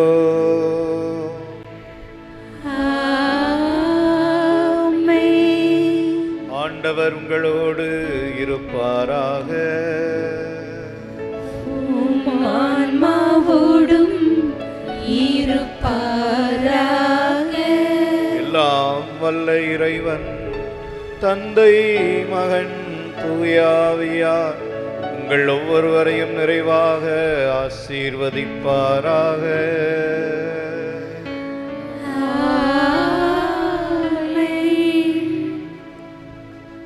இப்பொழுது உடனடியாக நற்கருணையானது இங்கிருந்து பவனியாக எடுத்துச் செல்லப்படும். எல்லோருக்கும் நன்றி. அதில் ஒரு செந்தில் தம்பி, செந்தில் எலக்ட்ரீஷியன் செந்தில், அவர் எப்பவும் சாருக்கு வலதுகரமாக இருக்கக்கூடியவர், அவருடைய பெயரை விட்டுட்டேன். அவருக்கும் நெஞ்சார்ந்த நன்றியை நான் தெரிவித்துக் கொள்கிறேன். நிலையான புகழுக்குரிய தூய்மை மிகு நற்கருணைக்கு எல்லா காலமும் ஆராதனையும் புகழும் மாட்சியும் உண்டாக கடவுது. நிலையான புகழுக்குரிய தூய்மை மிகு நற்கருணைக்கு எல்லா காலமும் ஆராதனையும் புகழும் மாட்சியும் உண்டாக கடவுது.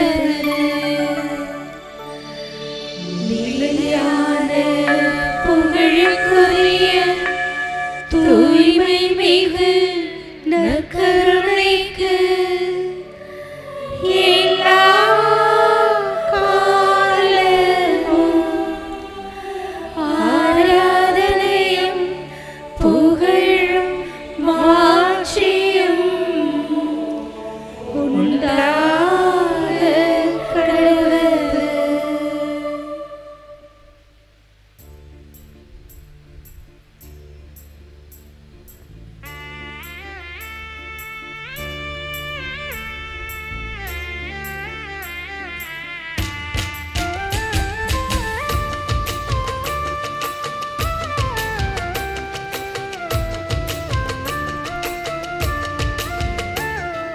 இயேசு இறைவா, இயேசு இறைவா, உம்மை நான் ஆராதிக்கின்றேன்.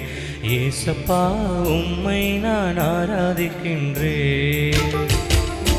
இயேசு இறைவா, இயேசு இறைவா, உம்மை நான் ஆராதிக்கின்றேன். இயேசப்பா, உம்மை நான் தேவனே, தேவனே,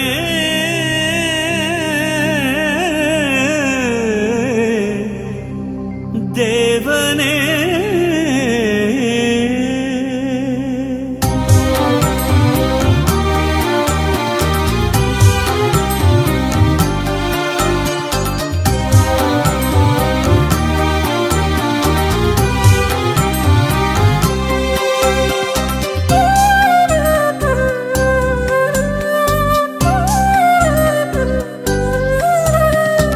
இதயமே, இதயமே, இதய கோயிலில் வா. இமையும் விழியும் போலவே இணைந்து வாழ்வோம் வா. உந்தன் உறவு தருமே நிம்மதி, நிறை அமைதி தரும் உன் சந்நிதி. உயிரே உறவே வா.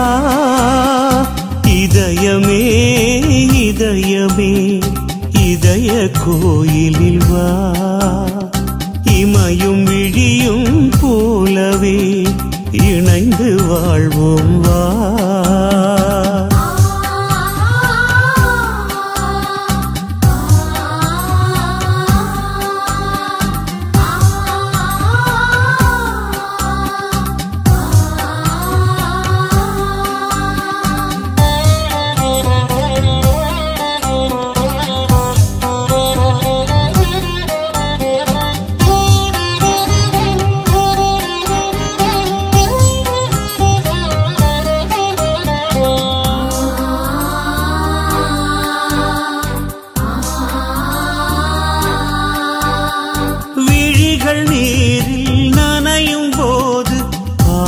குரலாய் வா.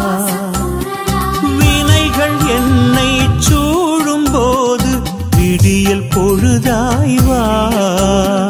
சிறகை இழந்து தவிக்கும் நேரம் தாங்கும் கரமாய் வா. சின்ன இதயம் நொறுங்கும் நேரம் தேற்றும் தாயாய் வா. இறைவனே எந்தன் இதயமே, இதயம் வாழும் ஜீவனே, வாழ்வின் சுனையே. மத்தேயு நற்செய்தி 11வது பிரிவு திருவசனங்கள் 28 தொடங்கி 30 முடிய. இயேசு கூறியது, பெரும் சுமை சுமந்து சோர்ந்திருப்பவர்களே, எல்லோரும் என்னிடம் வாருங்கள், நான் உங்களுக்கு இளைப்பாறுதல் தருவேன். நான் கனிவும் மனத்தாழ்மையும் உடையவன், ஆகவே என் நுகத்தை ஏற்றுக்கொண்டு என்னிடம் கற்றுக்கொள்ளுங்கள், அப்பொழுது உங்கள் உள்ளத்திற்கு இளைப்பாறுதல் கிடைக்கும். ஆம், என் நுகம் அழுத்தாது, என் சுமை எளிதாயுள்ளது என்றார். ஆண்டவரின் அருள் வாக்கு. கிறிஸ்துவே உமக்கு புகழ். கீழே அமர்ந்து கொள்ள முடிந்தவர்கள் அமர்ந்து கொள்ளலாம், மற்றவர்கள் நிறுத்தி கொள்ளுங்கள். இயேசுவில் பிரியமான அன்பார்ந்த சகோதரிகளே, சகோதரர்களே, நம்முடைய இடைக்காட்டூர் திருத்தலத்தினுடைய 130வது ஆண்டு பெருவிழாவினுடைய நிறைவு நாளிலே நற்கருணை ஆண்டவருடைய பிரசன்னத்தில் இருப்பது மகிழ்ச்சி. உங்களோடு சேர்ந்து எப்பொழுதும் மகிழ்ச்சியாக இருப்பதை குறித்து இப்பொழுது நாம் சிந்திக்க அழைக்கப்பட்டிருக்கிறோம். நீங்கள் ஆண்டவருடைய பிரசன்னத்தில் யோசிச்சு பாருங்கள், நீங்கள் மகிழ்ச்சியாக இருக்கீங்களா?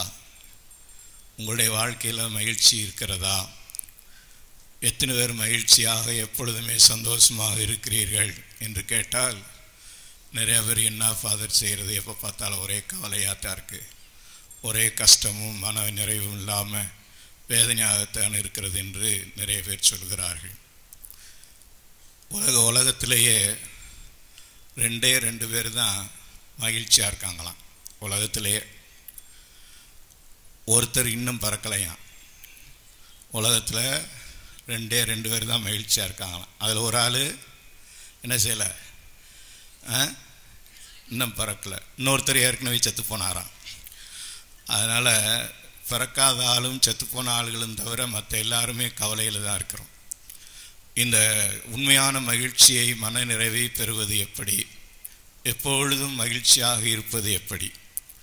நீங்கள் ஒருத்தன் அவனுடைய வாழ்க்கையில் ரொம்ப மனசில் நிம்மதி இல்லாமல் அங்கேயும் இங்கேயும் எங்கேயாவது மகிழ்ச்சி கிடைக்காதா, என் மனசுக்கு நிறைவு கிடைக்காதா, மனசில் இருக்கக்கூடிய கவலையெல்லாம் போகாதான்ட்டு அலைஞ்சிக்கிட்டே இருந்து ஒரு நாள் ஒரு புஸ்தக கடைக்கு போனானான்.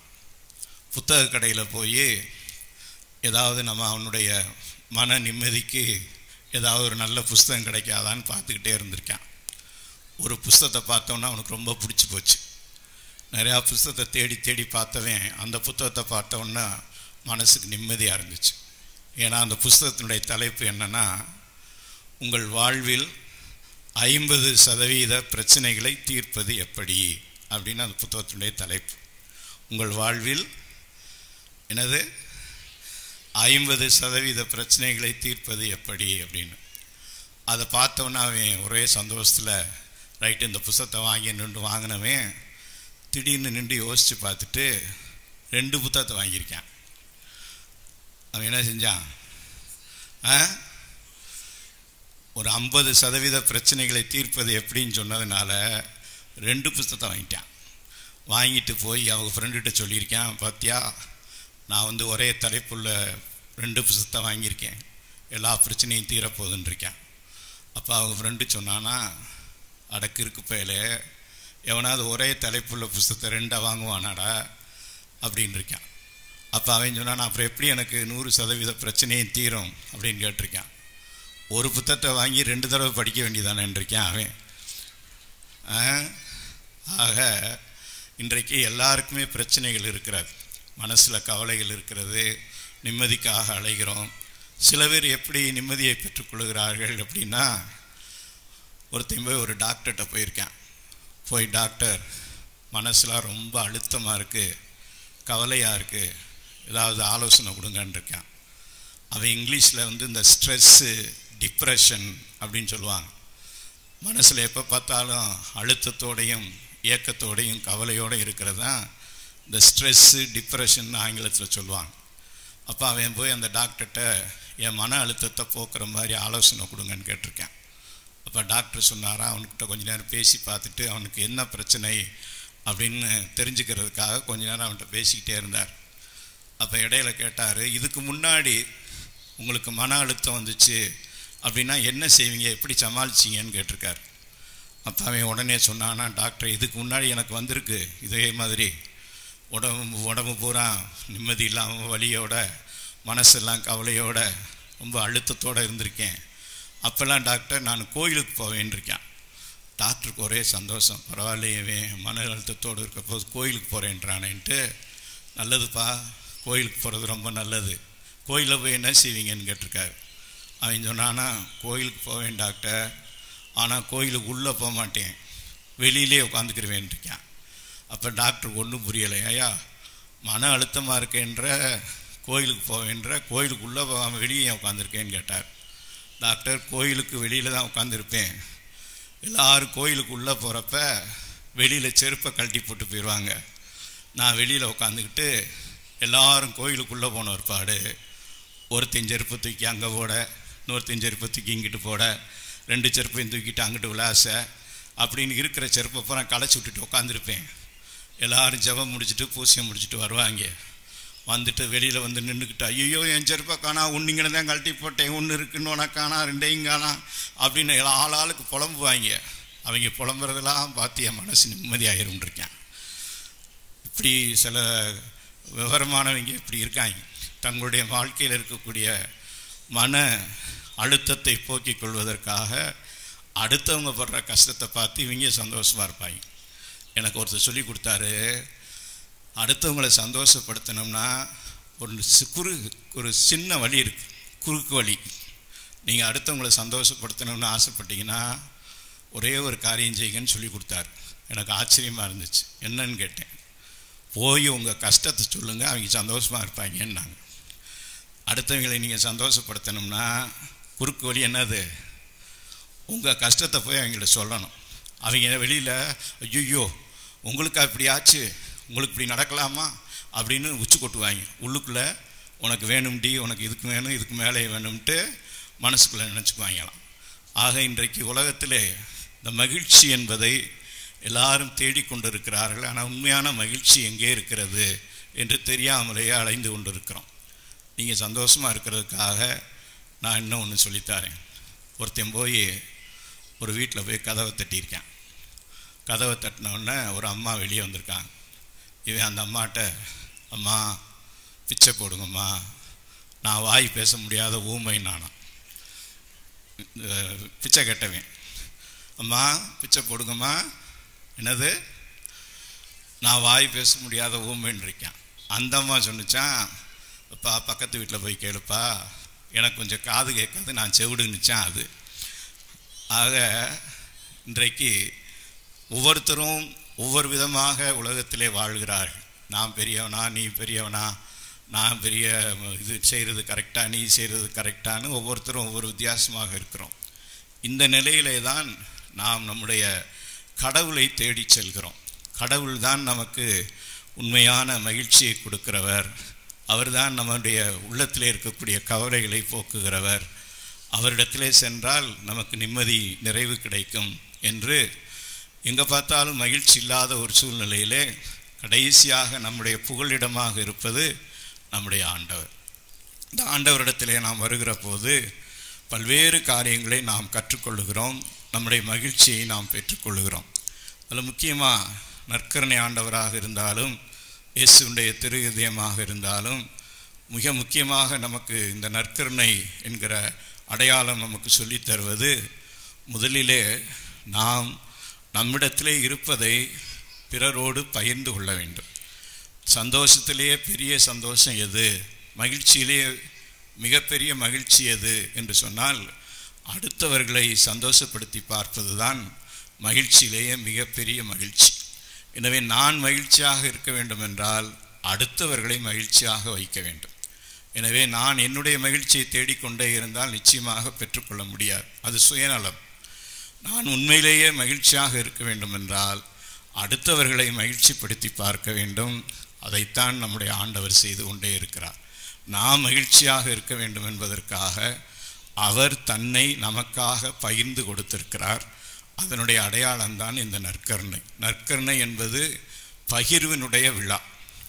இன்றைக்கி நீங்கள் கொஞ்சம் யோசித்து பாருங்கள். ஒரு பெரிய சீடர்கள், நிறைய சீடர்களை வைத்திருந்த ஒரு துறவி தன்னுடைய சீடர்களுக்கு தினமும் காலையிலே புது புது செய்தியாக சொல்லிக் கொடுப்பார்.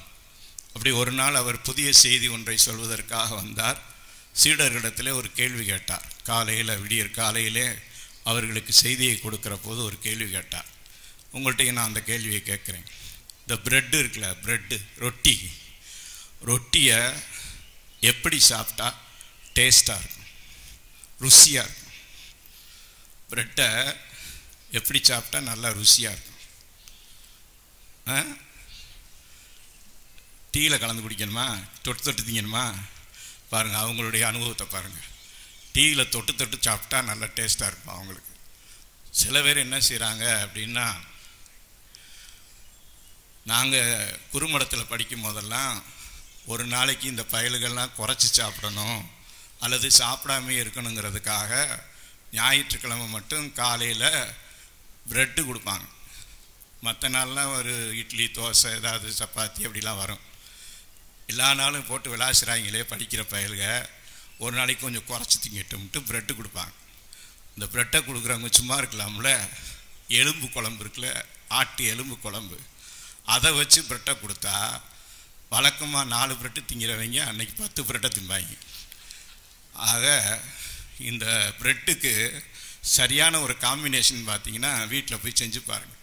ஆட்டு எலும்பு எடுத்து நல்லா உருளைக்கிழங்கோட போட்டு குழம்பு வச்சு நல்லா கெட்டியாக வச்சு ப்ரெட்டையும் அதையும் தொட்டு தின்னு பாருங்கள், படு டேஸ்ட்டாக இருக்கும். ஆக அப்படி ஒருத்தையும் சொல்லியிருக்கான், இந்த ப்ரெட்டை எலும்பு குழம்போட சாப்பிட்டா டேஸ்ட்டாக இருக்கும். இப்போ வெளிநாட்டில் இருக்கிறவங்களாம் எப்படி ப்ரெட்டு சாப்பிட்றாங்க, நல்லா சீஸ் எடுத்துக்கிறாங்க, சீஸு பட்டரை தடவுறாங்க, சாமை தடவுறாங்க, அதுக்கிடையில் ஒரு முட்டையை ஆம்லேட் போட்டு உள்ளே வச்சு பச்சுக்குன்னு அடிச்சுக்கிட்டு இருக்காங்க. அவங்களுடைய கலாச்சாரத்தில் ப்ரெட்டை அப்படி சாப்பிட்றாங்க. சில பேர் இப்போ புதுசாக ஒன்று கண்டுபிடிச்சிருக்காங்க, பாம்பே டோஸ்ட் அப்படின்ட்டு. நல்லா முட்டையை போட்டு அடித்து சீனியை போட்டு பாலை ஊற்றி நல்லா மிக்ஸ் பண்ணி அந்த ப்ரெட்டை எடுத்து அதுக்கு மேலே அப்படியே தடவி தடவி தோசைக்கல்லில் போட்டு எடுத்து சாப்பிட்டீங்கன்னு வச்சுக்கோங்க, அதுக்கு பேர் என்னது, பாம்பே டோஸ்ட். அது படு டேஸ்ட்டாக இருக்கும். இப்படி ஆளாளுக்கு ஒன்று சொல்லியிருக்காங்க, ப்ரெட்டை எப்படி சாப்பிட்டா ரொம்ப ருசியாக இருக்கும்னு. இவங்க சொன்னாங்க நல்லா டீயில் தொட்டு தொட்டு தின்னா நல்லா ருசியாக இருக்கும். நிறைய பேர் வேலை செய்கிறவங்க அப்படி தான் சாப்பிட்றாங்க. வர ஏழை மக்கள் சாப்பிட்றதுக்கு ஒன்றும் இல்லாதப்போ ஒரு ப்ரெட்டை வாங்கி அல்லது பன்னு வாங்கி டீயில் முக்கி சாப்பிட்றாங்க. உங்களுக்கு வேறு ஏதாவது தெரியுதா எப்படி சாப்பிட்டா டேஸ்ட்டாக இருக்கும்னு? நான் நிறையா சொல்லிட்டேன். சாண்ட்விச் வச்சு சாப்பிடணுமா பார்த்துக்கங்க. இப்போ எங்கிட்ட போயிருக்காங்க, இவங்க வாங்கி சாப்பிட்ருப்பாங்கன்னு நினைக்கிறேன். ஆக ஆளாளுக்கு இப்படி ஒன்று சொன்னப்போ அந்த துறவி சொன்னார் சீடர்களுக்கு, ப்ரெட்டை அப்படிலாம் சாப்பிட்டா டேஸ்ட்டாக இருக்காது, அடுத்தவனுக்கு கொடுத்துட்டு தின்னா தான் டேஸ்ட்டாக இருக்கும்ன்றிருக்கார். ப்ரெட்டை எப்படி சாப்பிட்டா டேஸ்ட்டாக இருக்கும்? நான் திங்கணும்ட்டு அம்புட்டு பேர் இவ்வளோ நேரம் அதைத்தான் நினச்சிக்கிட்டு இருந்தீங்க. நான் எப்படி திங்கணும், நான் எப்படி அதை அது மட்டன் குழம்பு, சீஸு, பட்டரு, சாண்ட்விட்சு அல்லது டீயில் முக்கி திங்கணும்னா நீங்கள் முக்கி திங்கக்கூடாது. அதை என்ன செய்யணும், அடுத்தவங்களுக்கு கொடுத்து சாப்பிடணும். அதுதான் நம்முடைய வாழ்க்கை. கடவுள் நமக்கு கொடுத்திருக்கக்கூடிய அழைப்பு, நாம் நம்மிடத்தில் இருப்பதை பிறருக்கு கொடுக்க வேண்டும் அல்லது நம்மையே பிறருக்கு கொடுக்க வேண்டும். அதைத்தான் இந்த நற்கருணை ஆண்டவர் செய்தார். தன்னையே நமக்காக பகிர்ந்து கொடுத்திருக்கிறார். அவருக்குன்னு எதையுமே அவர் வச்சுக்கவே இல்லை. இயேசுடைய திரு இருதயம் கடைசி சொட்டு தண்ணீரையும் இரத்தத்தையும் கூட நமக்காக சிந்தி, இழப்பதற்கு ஒன்றுமே இல்லை, எல்லாவற்றையும் கொடுத்து விட்டேன் என்று என் ஆவியை ஒப்படைக்கிறேன் என்று சொல்லி அவருடைய ஆவியையே நமக்காக ஒப்படைத்தது தான் இயேசுடைய இதயமும் இந்த நற்கருணை கற்றுக் கொடுக்கக்கூடிய பாடம். எனவே நற்கருணையுடைய மிக முக்கியமான பாடம், நாம் பிறருக்கு நம்மை பகிர வேண்டும், பகிர்ந்து கொடுக்க வேண்டும். அதை இன்னும் கொஞ்சம் புரிஞ்சுக்கிறதுக்காக ஒன்று சொல்கிறேன். ஒருத்தன் போய் ஒரு ஃபாதர்கிட்ட கேட்டிருக்கான், ஃபாதர் கிறிஸ்தவ மதம்னா என்ன ஃபாதர் அப்படின்னு கேட்டிருக்கான். அப்போ ஃபாதர் சொன்னாராம், உனக்கு நேரடியாக பதில் சொன்னால் புரியாது, நான் சில கேள்வி கேட்குறேன், பதில் சொல்லு, அதுலேருந்து உனக்கு புரியும்ன்றிருக்கார். சரி ஃபாதர் கேளுங்க அப்படின்னு இருக்கேன். அப்போ ஃபாதர் கேட்டாராம், உன்கிட்ட 2 காரு 2 இருந்துச்சுன்னா ஒரு காரை இல்லாதவனுக்கு கொடுப்பியா அப்படின்னு கேட்டிருக்காரு. அவன் கொடுக்குறேன் ஃபாதர்ன்னு இருக்கேன். உன்கிட்ட 2 வீடு இருந்துச்சுன்னா ஒரு வீட்டை இன்னொருத்தனுக்கு கொடுப்பியா? கொடுக்குறேன் ஃபாதர் இருக்கேன். உன்கிட்ட ஒரு 10 லட்ச ரூபா பணம் இருக்குது, 5 லட்ச ரூபாய் இன்னொருத்தனுக்கு கொடுப்பியானா? எஸ் ஃபாதர் கொடுக்குறேன் அப்படின்னு இருக்கேன். இப்போ ஃபாதர் ஒன்றா கேட்டு வந்திருக்கார். என்ன கேட்டார்?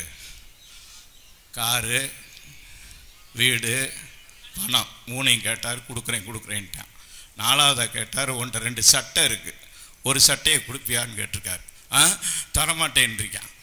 இப்போ ஃபாதர் கேட்டாரன், என்னையா காரை கொடுக்குறேன்ற, வீடை கொடுக்குறேன்ற, 5 லட்சம் தர்றேன்ற, ஆஃப்டர் ஆல் சாதாரண ஒரு சட்டை அதை கொடுத்தான்னு இருக்கார். அப்போ வேகமாக சொன்னான்னா, மற்றதெல்லாம் என்கிட்ட இல்லை ஃபாதர், டக்குன்னு தர்றேன்ட்டேன், சட்டை என்கிட்ட 2 இருக்குன்னு இருக்கேன். ஆக நம்ம ஆளுக விவரமான ஆளுக இல்லாததெல்லாம் கொடுக்கறதுக்கு ரெடியாக இருப்பாங்க. எதை கொடுக்கணும்? இருக்கிறத கொடுக்கணும். இல்லாததை கொடுப்பது முக்கியமானது கிடையாது. இருக்கிறத கொடுப்பது தான் நம்முடைய நற்கனை ஆண்டவர் நம்மிடத்திலே கற்றுக் கொடுத்தது. அவரிடம் இருந்தது கடவுள் தன்மை, அதை நமக்காக இழந்தார். அவரிடம் இருந்த உயிரை நமக்காக கொடுத்தார். நம்மை அன்பு செய்வதற்காக அவர் தண்டனையை ஏற்றுக்கொண்டு அவர் நமக்காக பலியானார். எனவே நாம் பிறருக்காக வாழ்வது என்பதை நமக்கு வெளிப்படுத்துகிற ஒரு அருமையான ஒரு அடையாளம்தான் இந்த நற்கருணை. எனவே நாம் படைக்கப்பட்டதே நமக்காக அல்ல, நாம் பிறருக்காக படைக்கப்பட்டவர்கள். நம்முடைய வாழ்விலே நாம் அடுத்தவர்களை மையப்படுத்தி தான் வாழ வேண்டும். நாம் நமக்குரியது, என்னுடையது என்று எதையுமே வைத்து கொண்டு வாழக்கூடாது. அதைத்தான் இயேசுடைய இதயம் நமக்கு கற்றுக் கொடுக்கிறது. நற்கனை ஆண்டவரும் நமக்கு அதைத்தான் கற்றுக் கொடுக்கிறார். எனவே நாம் செய்ய வேண்டியதெல்லாம் பிறரை மையப்படுத்திய ஒரு வாழ்க்கை வாழ வேண்டும். இப்போ நீங்கள் ஒரு சின்ன ஒரு எக்ஸசைஸ் பண்ணுங்கள். இந்த வலது கை இப்படி அடுத்தவங்களை கிள்ளுவோம்ல, அடுத்தவங்களை கிள்ளுவாங்கல்ல, அது மாதிரி உங்கள் கையவே கிள்ளி பார்த்துங்க.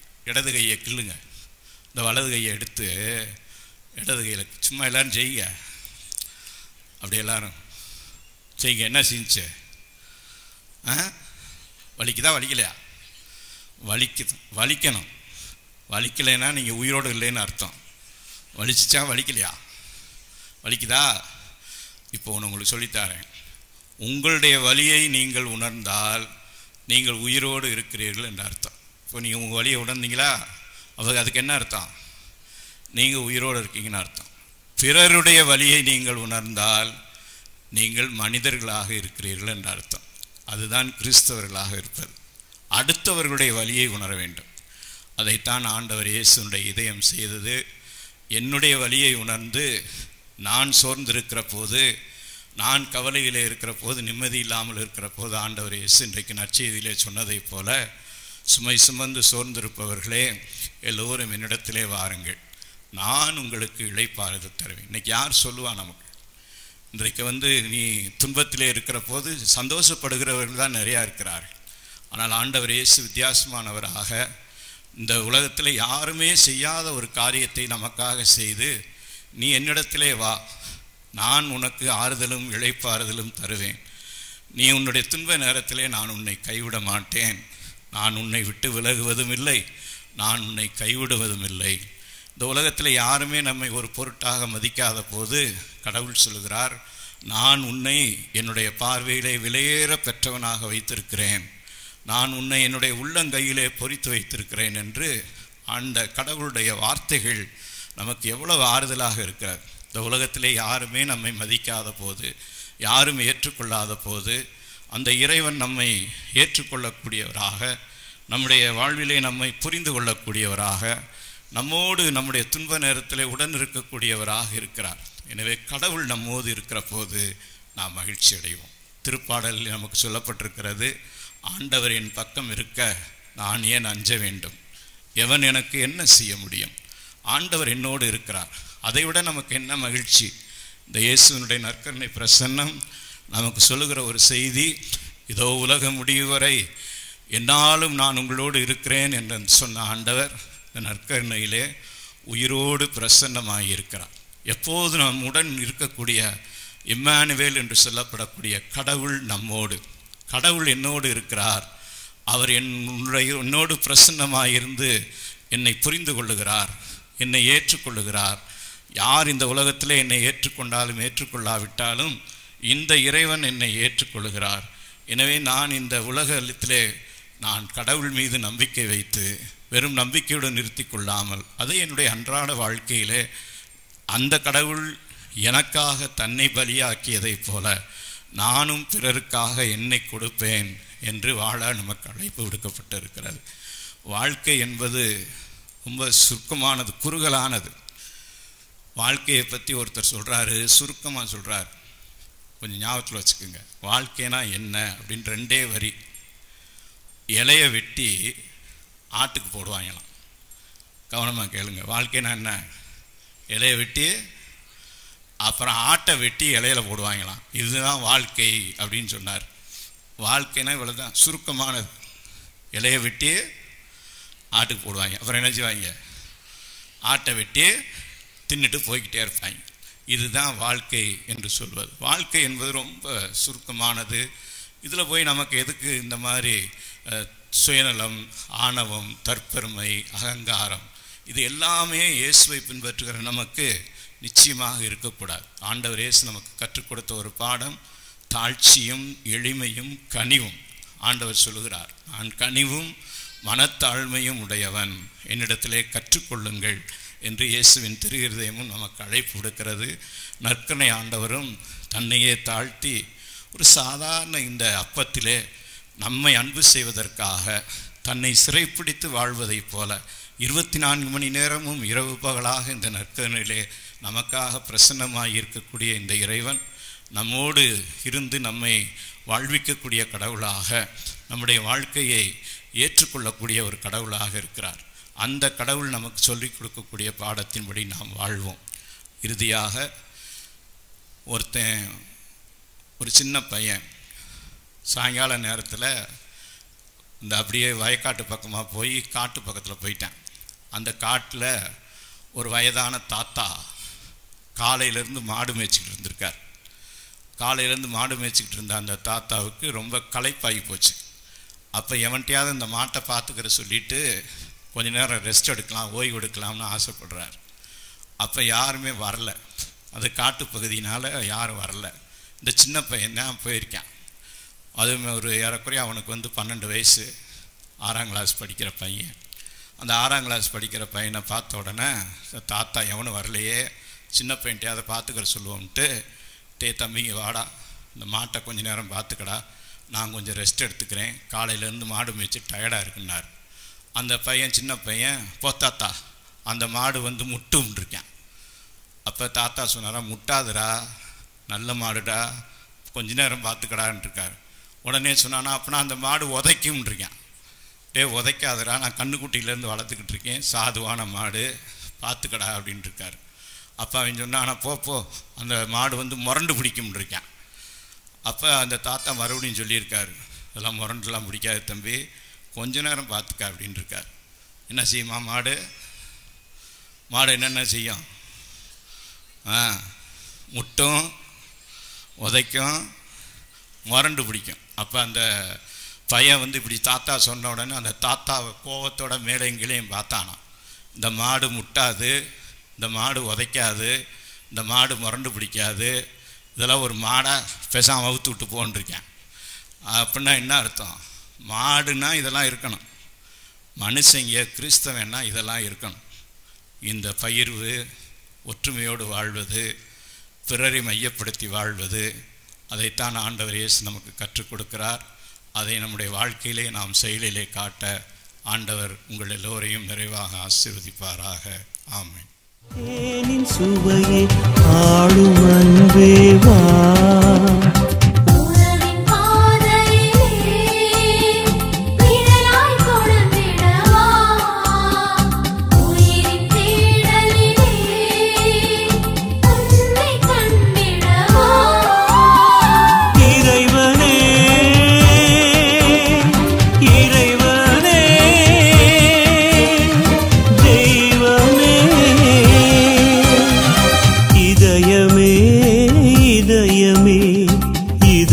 கோயிலில் வா, இமையும் விழியும் போலவே இணைந்து வாழ்வோம் வா.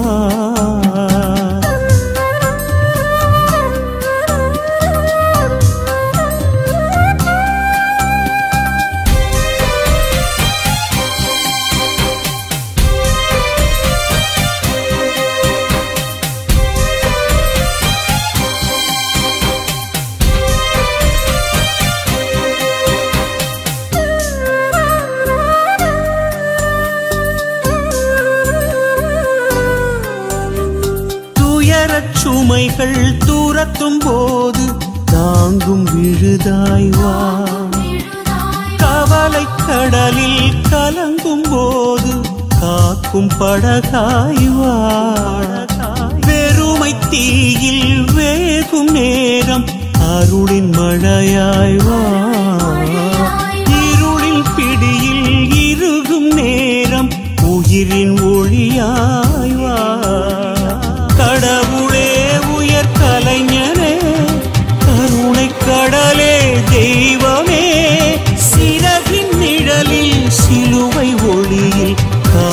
திருவேவா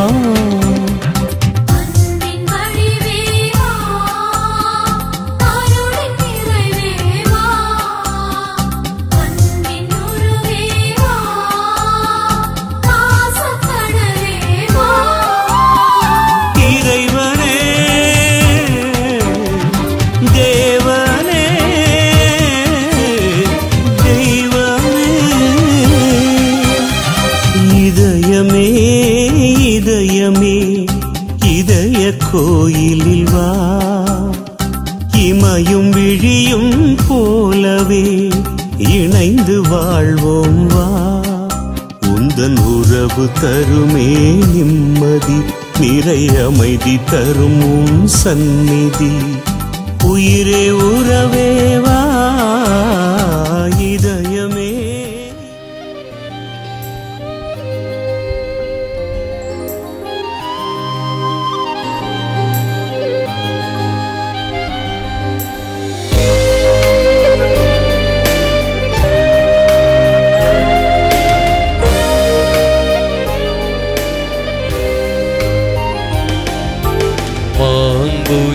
மாண்புயரேவருள் அனுமானத்தை தாழ்ந்து பணித்து ஆராதிப்போம்.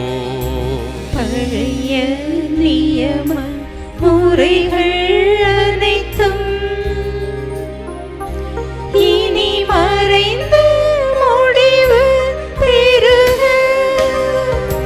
புதிய நியம முறைகள் வருக புலன்களாலே மனிதனை அறிய இயலா குறைகள் நீக்க விசுவாசத்தின் உதவி பெறுக.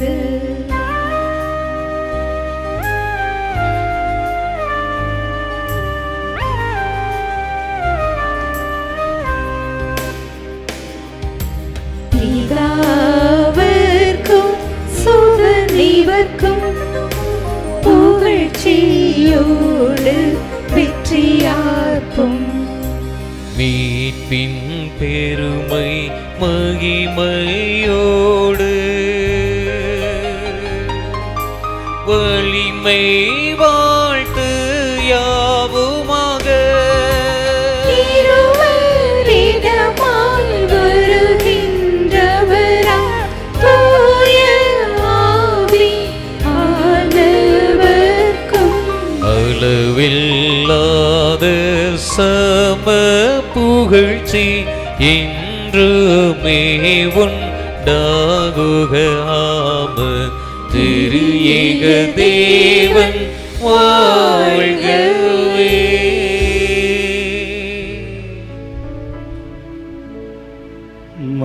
மன்றாடுவோமாக.